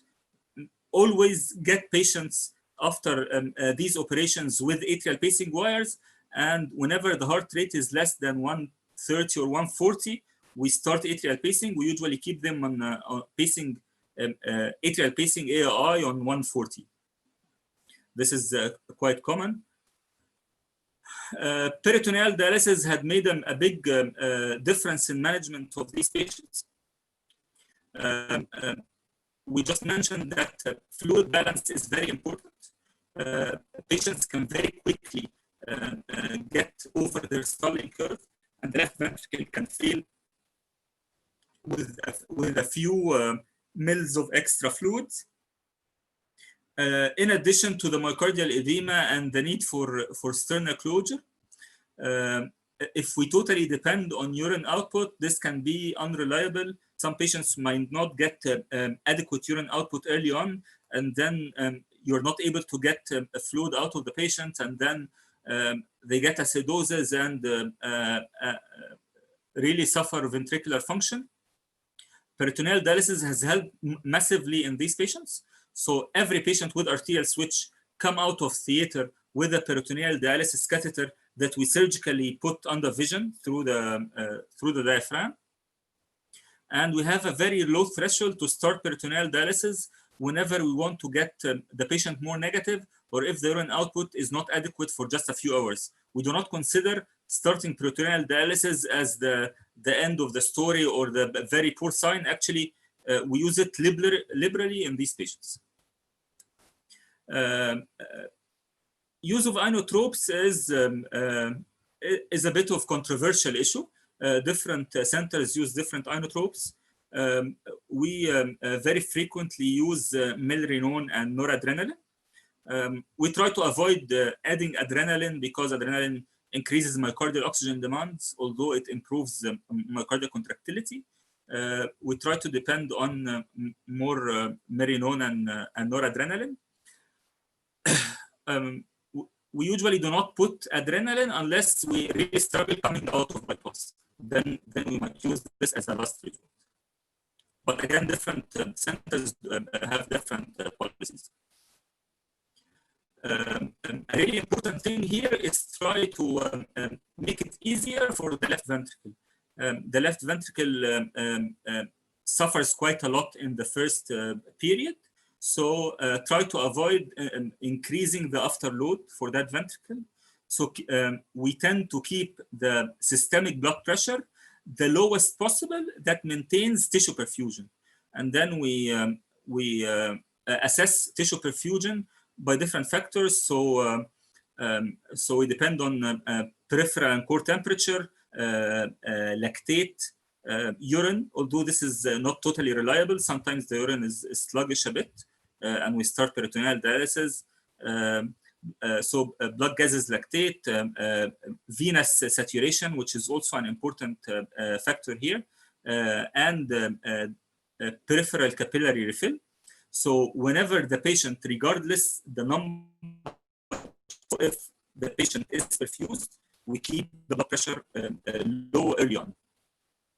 We put noradrenaline probably to counteract the effect of the vasodilator effect of milrinone. So we do not use quite high. Usually a mean blood pressure above 40 is just adequate for perfusion in these young neonates. Left atrial line has caused a massive shift in our thinking and management of these patients. So we routinely put in every patient after arterial switch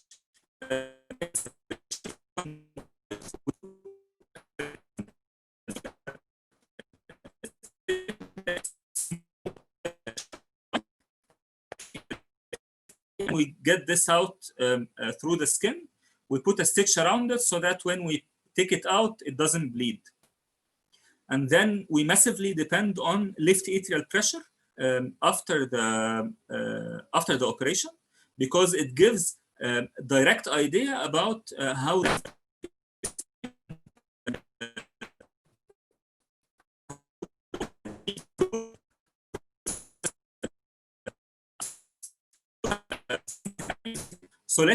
so we probably look at systemic blood pressure, CVP, venous pressure, which is right atrial pressure, left atrial pressure measured by the left atrial line, and it's about the current condition of the patient. So if the blood pressure is low, CVP is low, left atrial pressure is low, probably we're talking about hypovolemia. So the management of this patient would be giving more volume. On the other hand, if the blood pressure is low, CVP is high, LA pressure is high, so we're probably talking about that the patient has too much volume, so that both ventricles are now having high end diastolic pressures.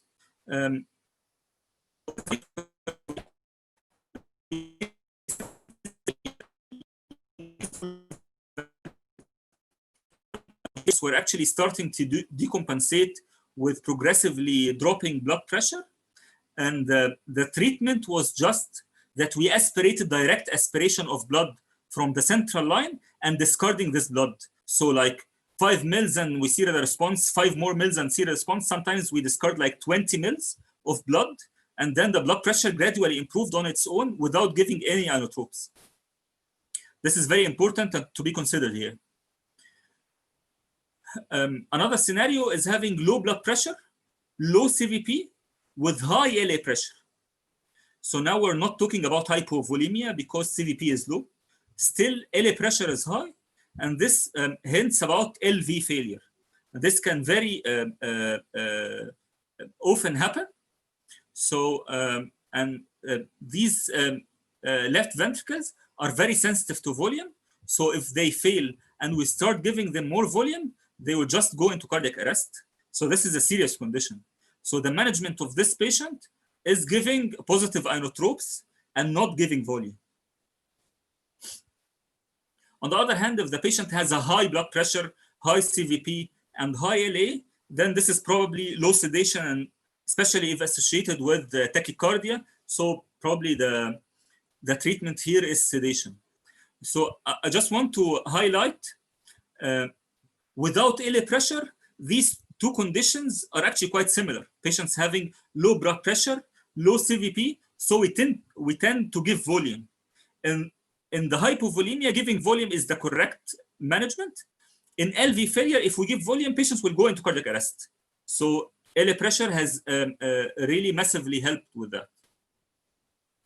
The last thing I want to talk about in postoperative care that we should not forget about is that some patients actually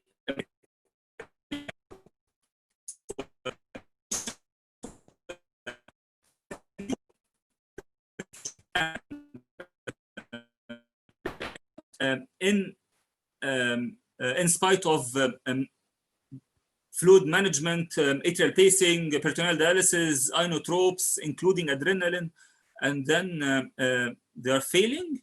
Always remember that mechanical support is an option here. Mechanical support works very well if the problem is less than ideal LV conditioning. So if the LV is not conditioned enough, they usually tend to improve markedly on a few days of mechanical support. On the other hand, if the problem of LV failure is actually ischemia because of coronary transfer, which is again is possible, mechanical support on its own will not solve the problem, and these patients usually need some sort of intervention for the ischemia. So we move into longer term results. So in the arterial switch, early mortality is like 2 to 5%. Survival after 20 years is approaching 96%. That's an excellent result. Risk factors for late mortality include coronary anomalies. Early and late mortality include coronary anomalies, presence of hypoplastic aortic arch, and doing the operation in the same setting, and long bypass time. They generally have excellent functional capacity and quality of life. One of the problems that used to happen was supravalvular pulmonary stenosis. This was at the level of the distal anastomosis between the neopulmonary root and pulmonary bifurcation. And this has largely been improved after really oversizing the pericardial patch that we use to reconstruct the pulmonary root. So we're less and less seeing this sort of complication. On the other hand, we still face neo-aortic, long-term, late neo-aortic root dilatation and regurg. Remember that this route used to be the pulmonary artery route, and it stays exposed to systemic pressure. So the route tends to dilate and some patients will have regurg that actually require reoperation for valve replacement. There is an incidence of 5% of coronary stenosis or occlusion, and freedom from reoperation after 15 years is approaching 80%. One of the problems that have been described is neuropsychological deficits. On the long term, patients with arterial switch, some studies have shown that they do not perform like their peers in schools. Obviously, they are not mentally retarded, but they are not as performing as good as others. This might be related to the operation itself, either the earlier day of pulmonary bypass, or even something currently happening, or maybe related to the long duration of cyanosis before the operation. On the other hand, the atrial switch operation have 87% survival after 20 years.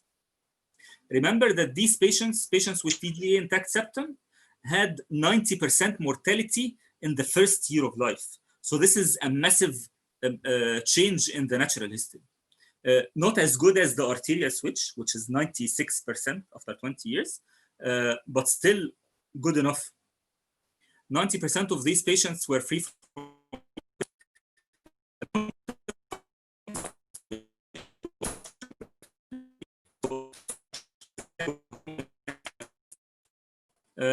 systemic RV dysfunction and failure up to 1/4 of those patients.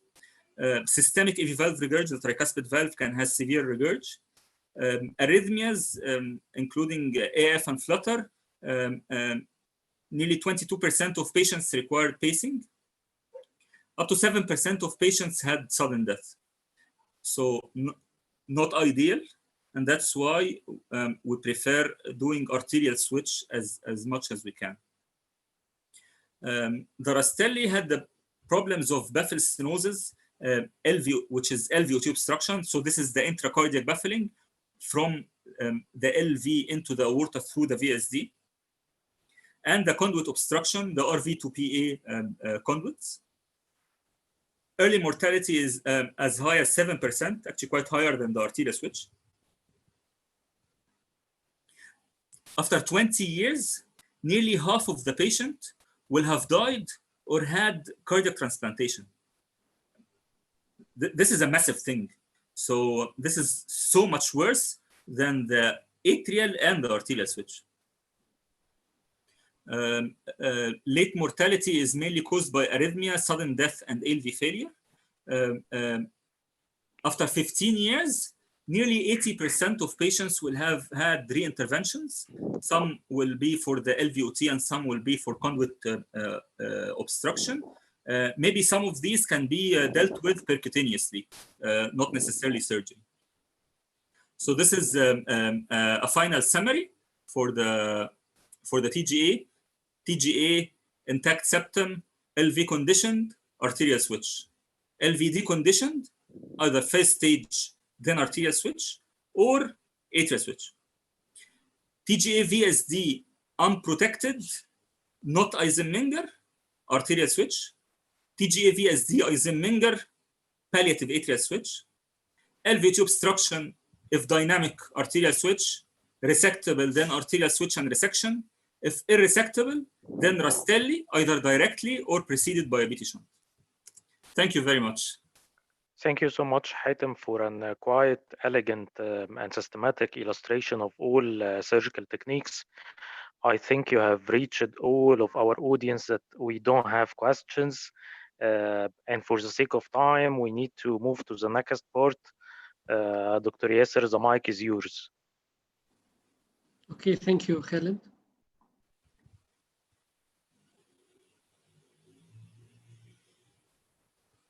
So the second part of our lecture today will be a little bit practical. So we will move.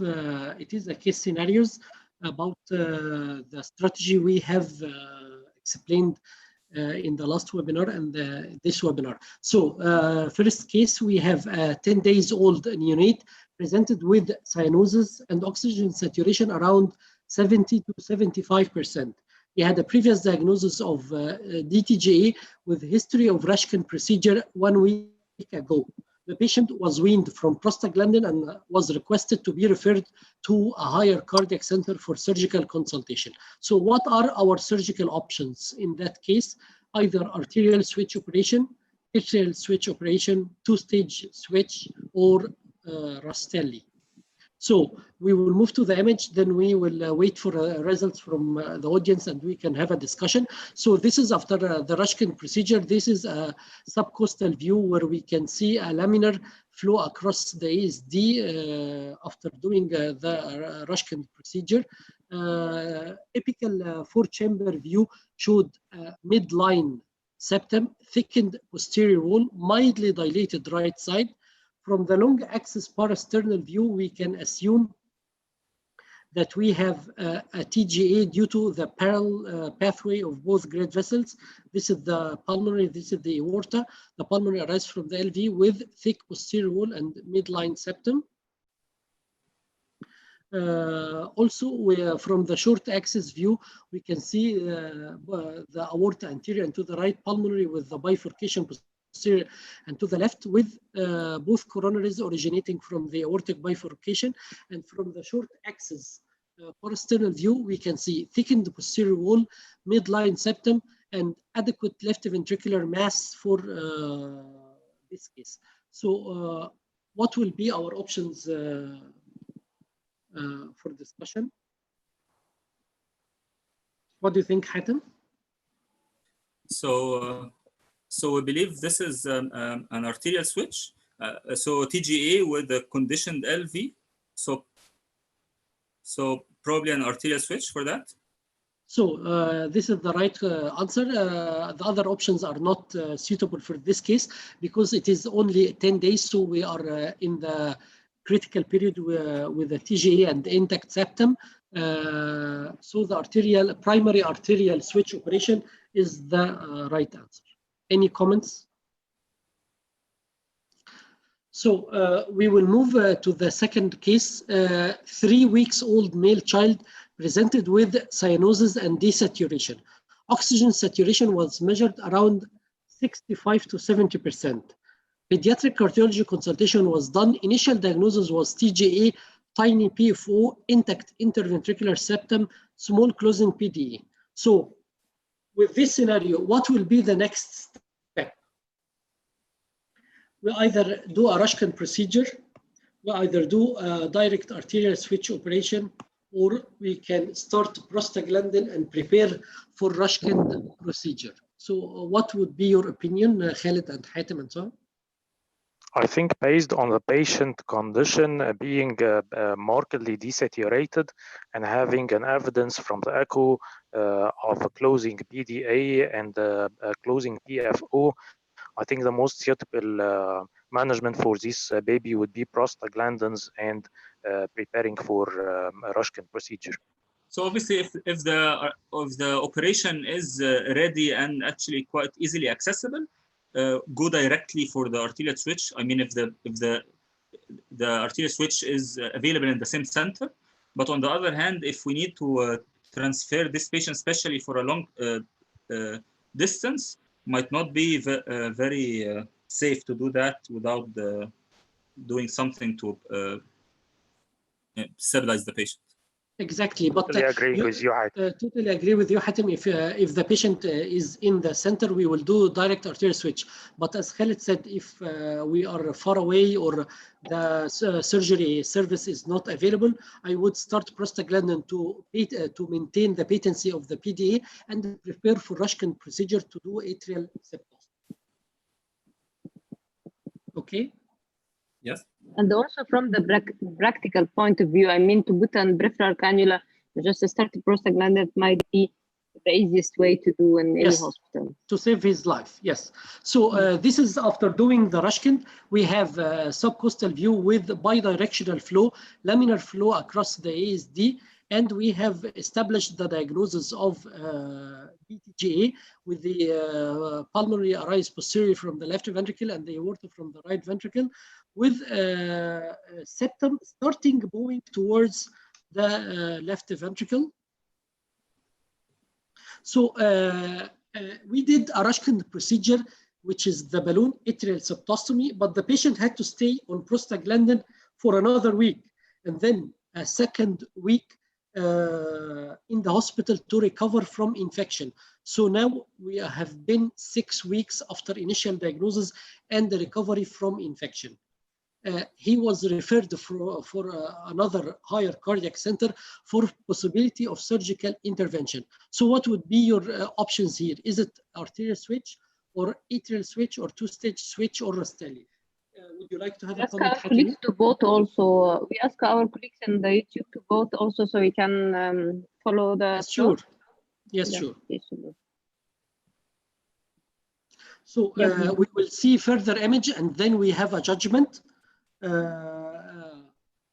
This is the apical four-chamber view. We can see that the septum is a little bit bowing, not that much, but we can assume that the thin posterior wall of the left ventricle from the parasternal long axis view, omitting the papillary muscle, as we mentioned in the last webinar. So this is a very thin posterior wall. So there is a doubt about the capacitance of the left ventricle to maintain the systemic circulation. To confirm the diagnosis, we go for the short axis view. We can see that the LV is compressing. It's not the crescent shape or the banana shape, but it is a little bit small size for the capacity. So this is a 6-week child with a little bit small LV, thin posterior wall. So what would be our option, Hatem here and Khaled? So this is a bit borderline, Yasser. Although the age is not in his favor, the LV is not totally banana. I'm tempted toward two-stage switch here, although this is a relatively higher risk strategy. Maybe, as Khaled has suggested, it can help to measure LV pressure. And in case LV pressure is maintained, maybe we do it. 6 weeks is not the worst thing in the world, but also it's not very safe. Probably I vote for a two-stage switch. Exactly. This is the better option in this case. Because but we might consider also a safer option for this child, that is, yeah, the two-stage operation is still an option, but an atrial switch is still a safe option. Might be not the ultimate goal for children, but again, to have a life kit is better than having nothing. So that would be a perfectly valid option here. Yes. Yeah. But my only comment here that he's too small for atrial switch. So if we can retrain this ventricle, it would be a better option. Okay. Yeah. I'm agreeing with Yasser, also having from the echo that the septum is not that bowed towards the left ventricle, so we might have a chance to save this baby and go toward the arterial switch rather than doing an atrial switch.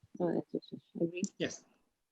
So the third case here, a 4 years old male child presented with cyanosis, shortness of breath, and oxygen saturation 65% with previous diagnosis of DTGA. History of Rashkin procedure was done at the age of 20 days at another cardiac center. Since then, there was no further intervention, and this child looks to be neglected or didn't intervene for this whole period. The child was admitted several times for desaturation and dizzy and shortness of breath.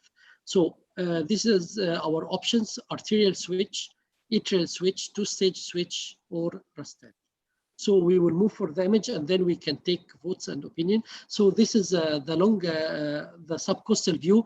We can see that there is a bidirectional shunting across the ASD, which cause adequate mixed for a long period, for 4 years at least.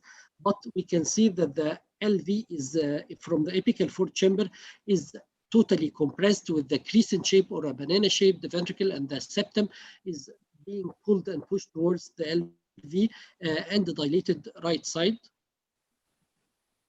Also, another view from the apical fourth chamber, how thin is that ventricle? The septum is bulging towards the left ventricle with a thin posterior wall, which have been confirmed from the long axis parasternal view after omitting the papillary muscle. So moving towards the short axis, here confirming the diagnosis of a low capacitance of this left ventricle to maintain circulation with a very thin posterior wall and a septal bulge towards the left ventricle. So what would be your options here? So I think that this is an old child. He's 4 years old, and he's simple TGA. So the main issue now that we have deconditioned LV, that we lost all the chances to retrain the ventricle to support the systemic circulation. So we have to move to solve the transposition problem. So I will go for atrial switch. This left ventricle will not support the systemic circulation, but he can support the pulmonary circulation, so he would be an atrial switch. I think that's too late to start training left ventricle after 4 years of age with such a deconditioned ventricle. I agree with Soha. Atrial switch is the safest option here. So 2 questions, Hatem. What would be your cutoff age for training, the maximum age you would train? So again, not a very clear answer, but somewhere between 1.5 and 2 years of age. I would not start training after 4 years. Yeah. Okay, second question here. Do you agree with Khalid assuming that we need to cath this patient, or do you disagree? Probably not. We have been doing some cath because you remember the pathology of pulmonary hypertension in the TGA is very peculiar. We have seen some patients with pulmonary hypertension without VSD or a PDA with just because of the TGA physiology. Again, this was not very common. On the other hand, if this patient had significant pulmonary hypertension, the LV would have been better. So I don't think he looks, I think all the parameters are in the same way, all pointing towards deconditioned LV. Exactly, I'm totally agreeing. Being on 4 years, I think he is far beyond being switchable. So we will choose the atrial switch or the master procedure. So you're biased there, yes. Modified master. Yeah, I'm biased. You're biased. Yeah. The fourth case. Even the classic master will solve the problem. The modified master is okay, but classic master will solve the problem. Yeah. Exactly. We need to mention that there is no difference between the mustard and the Senning, which most centers are used, but as you know, we use the modified technique. But the results between mustard and Senning, the literature said that there is no difference, and it depends on the surgeon training. Do you agree, Hatem, from that point? I agree. Atrial switch operation is not a simple one. Either the mustard or the Senning. Quite a significant learning curve, and on the other hand, in the trained hands, I do not believe there is a big difference in outcome. Obviously, our modification has introduced some hemodynamic effect. We'll have to see that on the long term, but at least the difference between the classic mustard and the Senning has not shown to be very different in experienced hands. Yes. The last case. I'm eager to see the long-term results of the modified mustard. We all hope so. So we're following for these patients. And its effect on the hemodynamics and the rate of arrhythmias. I hope so. Okay, the last case is, but with 2 scenarios. Initially, this is a 5-month-old male child presented with cyanosis, desaturation, and shortness of breath. Oxygen saturation was around 50 to 55 with deepening cyanosis with crying.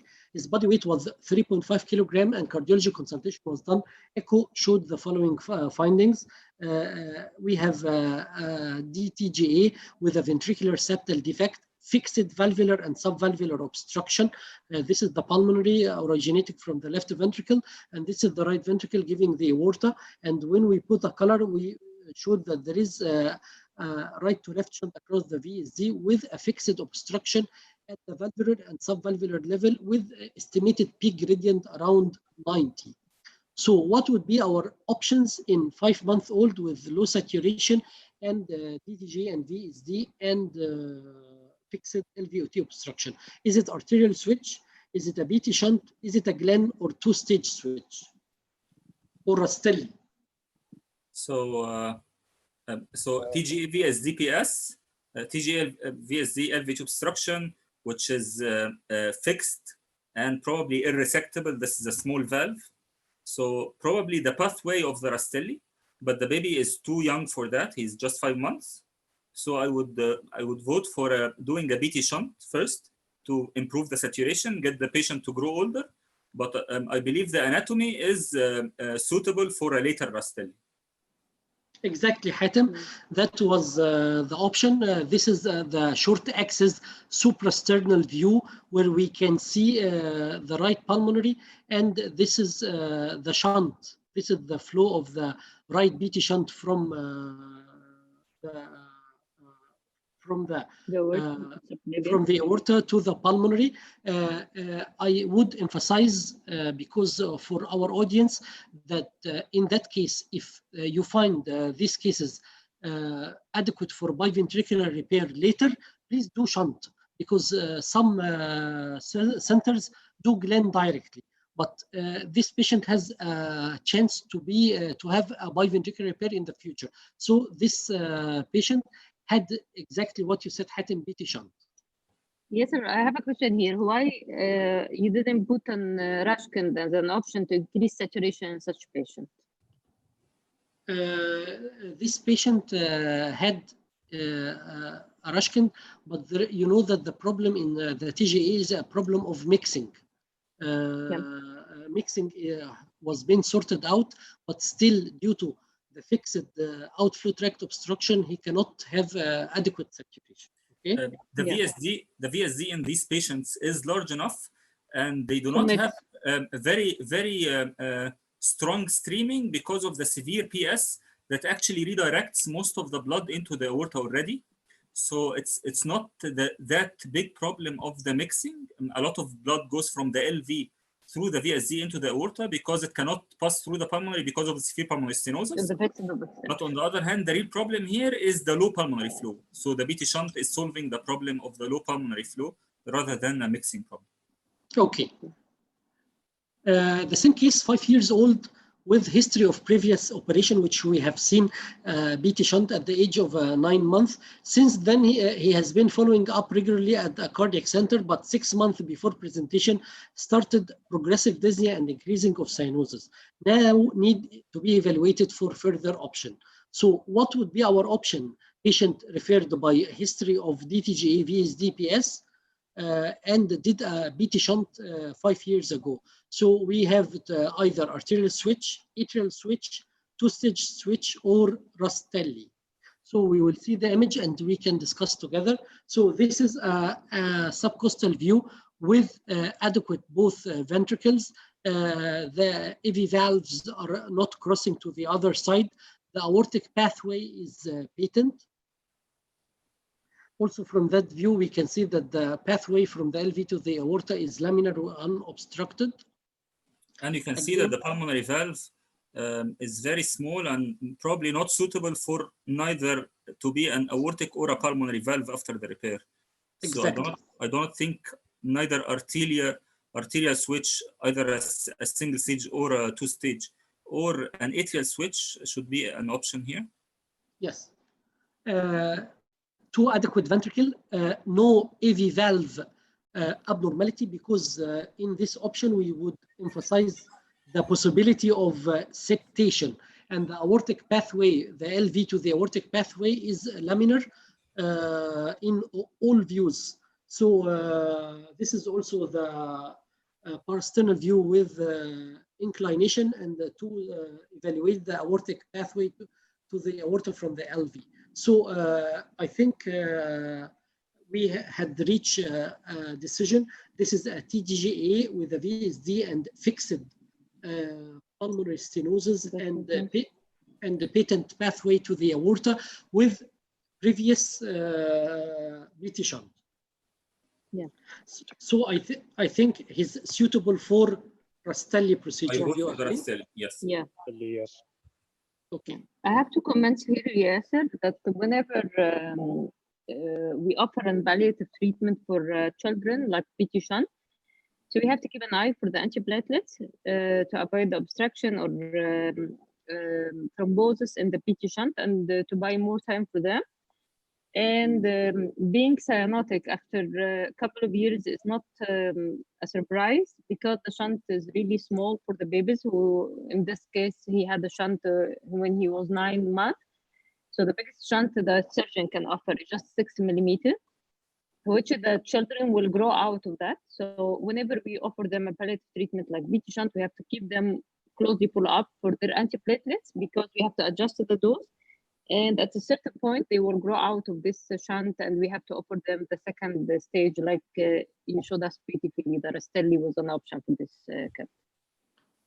Exactly, Soha.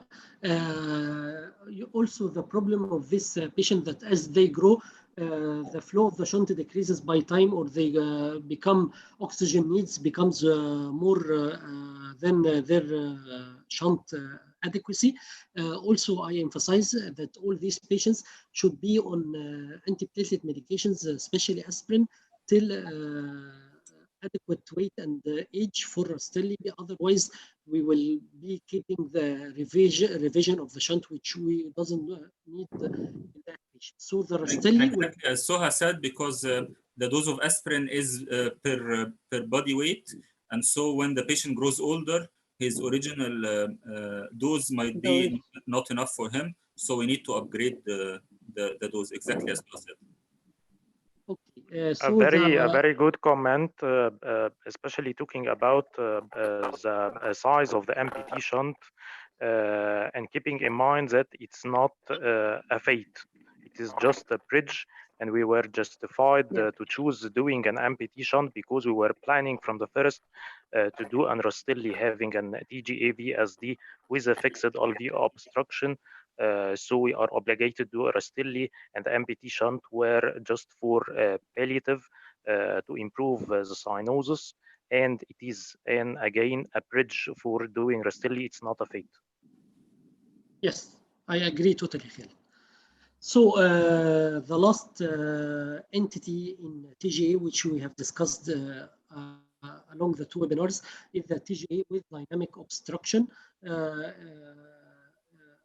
Here is the long axis parasternal view. We can see the point which Hatem stated in his lecture about the systolic anterior motion of the mitral valve with a little bit of septal hypertrophy, causing an aliasing in the LVOT tract with dynamic obstruction. Here we can see also the systolic anterior motion with good patent outflow tract. Yes, sir, I'm getting jealous. Your echo image is better than my diagram. Thank you, Hatem. The echo images are marvelous. I'm extremely excited with the images.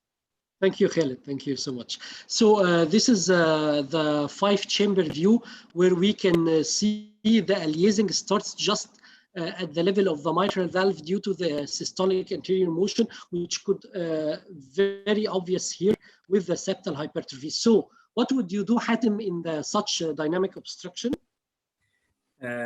Happily arterial switch. Exactly, because it is it will be corrected. Midline, and the LV is conditioned, and there is enough obstruction to cause LV training. With good valve and no fixed obstruction. Exactly, but I would like to say that due to systolic anterior motion, we can find a little bit of mitral regurgitation, and usually this mitral regurgitation will disappear immediately after surgery, after doing the arterial switch. Exactly like the HOCM.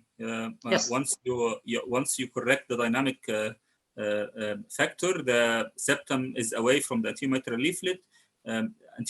Systolic anterior motion stops occurring, and mitral regurg disappears on its own. Exactly, Hatem.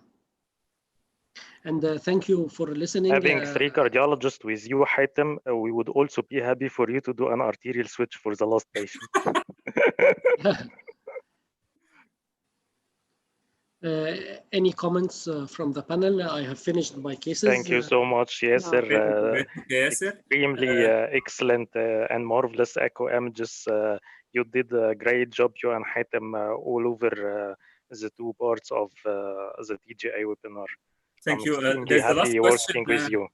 There is the last question from again Dr. Hani Adil that we're very happy for him to be attending with us. So he's asking an embarrassing question. When would you train for two-stage versus an 8-tail switch for a 9-month-old baby weighing 8 kilos or above? So the question is, now we have a patient who is 9 months old, 8 kilos. He is coming with a deconditioned ventricle. A straight question: do you want to do a 2-stage or an 8-tail switch? Very embarrassing question, Hatem. A bit embarrassing. So different things can guide here. So one easy answer is that you look at unfavorable parameters for each operation. So if the right ventricle is already impaired with more than moderate tricuspid regurg and poor RV function, and the baby is already less than 1 year of age, you know that the long-term outcome of the mustard is not great in such a patient. So I tend to do 2-stage and LV training to try to take out the load from this failing right ventricle. On the other hand, if this patient has a not ideal pulmonary valve, so if a bicuspid valve with a bit of with moderate regurg already, and after doing the 2-stage, we will end up with an aortic valve that have a significant regurg. I don't think we should bother taking this risky pathway to end up with a bad aortic valve from the start. On the other hand, if there are no bad parameters for each operation, I tend to play safe and do the mustard, and we hope that we do the modifications for the mustard that would improve long-term results. On the other hand, the early risk of the 2-stage is a bit discouraging. I do not say we should not do it, but on the other hand, the risk is not small. And on the other hand, there have been a lot of controversy about the late training of LV, and would that late trained LV perform as the primary arterial switch, the neonatal arterial switch on the long term or not, because we like to think so, but we're not sure that this will occur on the long term. Actually, we know that these LV is not like the ones who have been switched in the neonatal period. So if I have the luxury to choose, I would choose the 8-tail switch. Yeah. I think, Hatem, there is no one answer that fit for all. Yes. We would all debate for this patient and for the strategy. There is no really one answer that fit for all. I think the decision should be individualized for every patient according to the echocardiographic data. And I would offer this patient, as I mentioned before, a hemodynamic test to assess LV pressure. This is a patient, as Soha mentioned, is in the gray zone and would benefit from every possible investigation would be done for him. I would like to say something, if the panel allow me, that I really enjoyed all the discussion about the TGA with all the speaker, Hatem, Khalid, and Yasser. But I would like to say that TGA, particularly in our countries and maybe other countries like our socioeconomic class, is really one of the disease that they are peculiar in our era. It needs thinking outside the box, because in the first world places, TGA is for arterial switch.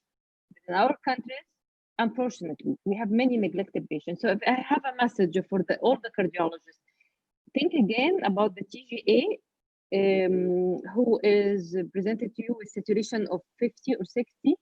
There are a lot of options. I could say that more than 90%, there is a way to improve the quality of life and improve the situation. It might be not the ultimate prognosis for the children, but whenever you face a TGA with a low saturation, please send him for tertiary center. It might be the case not label a patient that he has no option, especially the TGA, because I said that there is a lot, as Hatem showed us, many strategies. There is a way to help this patient in most of the cases. It might be, unfortunately, the no way, but based on our personal experience, there is a way to help them. There is a way to improve the quality of life, or to improve the situation. So please don't defer a patient or label the patient as inoperable, because the saturation is low and he's a TGA and he's missed the arterial switch. This is my message. So We have seen that the arterial switch is a really serious disease, very lethal. Lots of patients die very early on. But on the other hand, actually, fortunately, we do have lots of options, and we believe that this massively can have a massive impact on the long term of these patients, which is as opposed to some other diseases of congenital where still we do not have the best options for them. They are more or less relatively disappointing. The TGA, on the other hand, has a really improved outcome. So let's all try very hard to provide them the best options that we can. Yeah. So I think this is the best message from the webinar.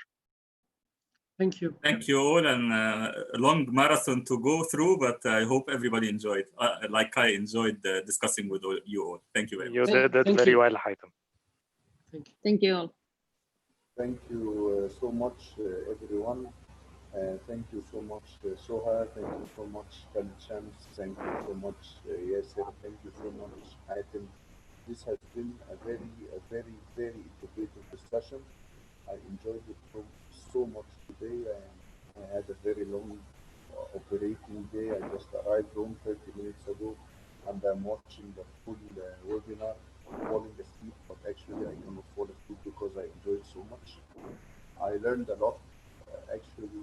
What I learned most is that TGA looks like it doesn't come alone. It comes usually associated with other anomalies, and when you plan a strategy, sometimes you plan to work by fixing those anomalies, and sometimes you plan by using those anomalies to your side.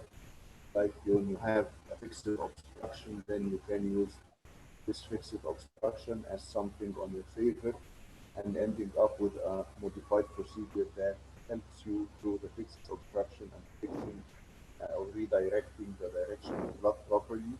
And for me, this is the best fruit of cardiology that allows you to tailor a plan on per patient basis, because it's not simply a scheme or a flow chart that you need always to go through it and fix it, but actually it's like every patient is a puzzle and you need to solve the puzzle. And you taught us, all of you tonight, how to think in a systematic way about solving this puzzle. And this is what I like most about this webinar and the previous webinar, actually.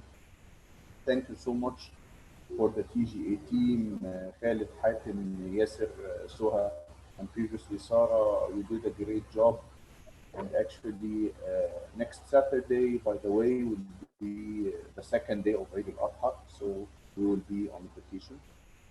So the next Saturday after, we will be resuming our webinars, inshallah, and we will announce it on the Facebook.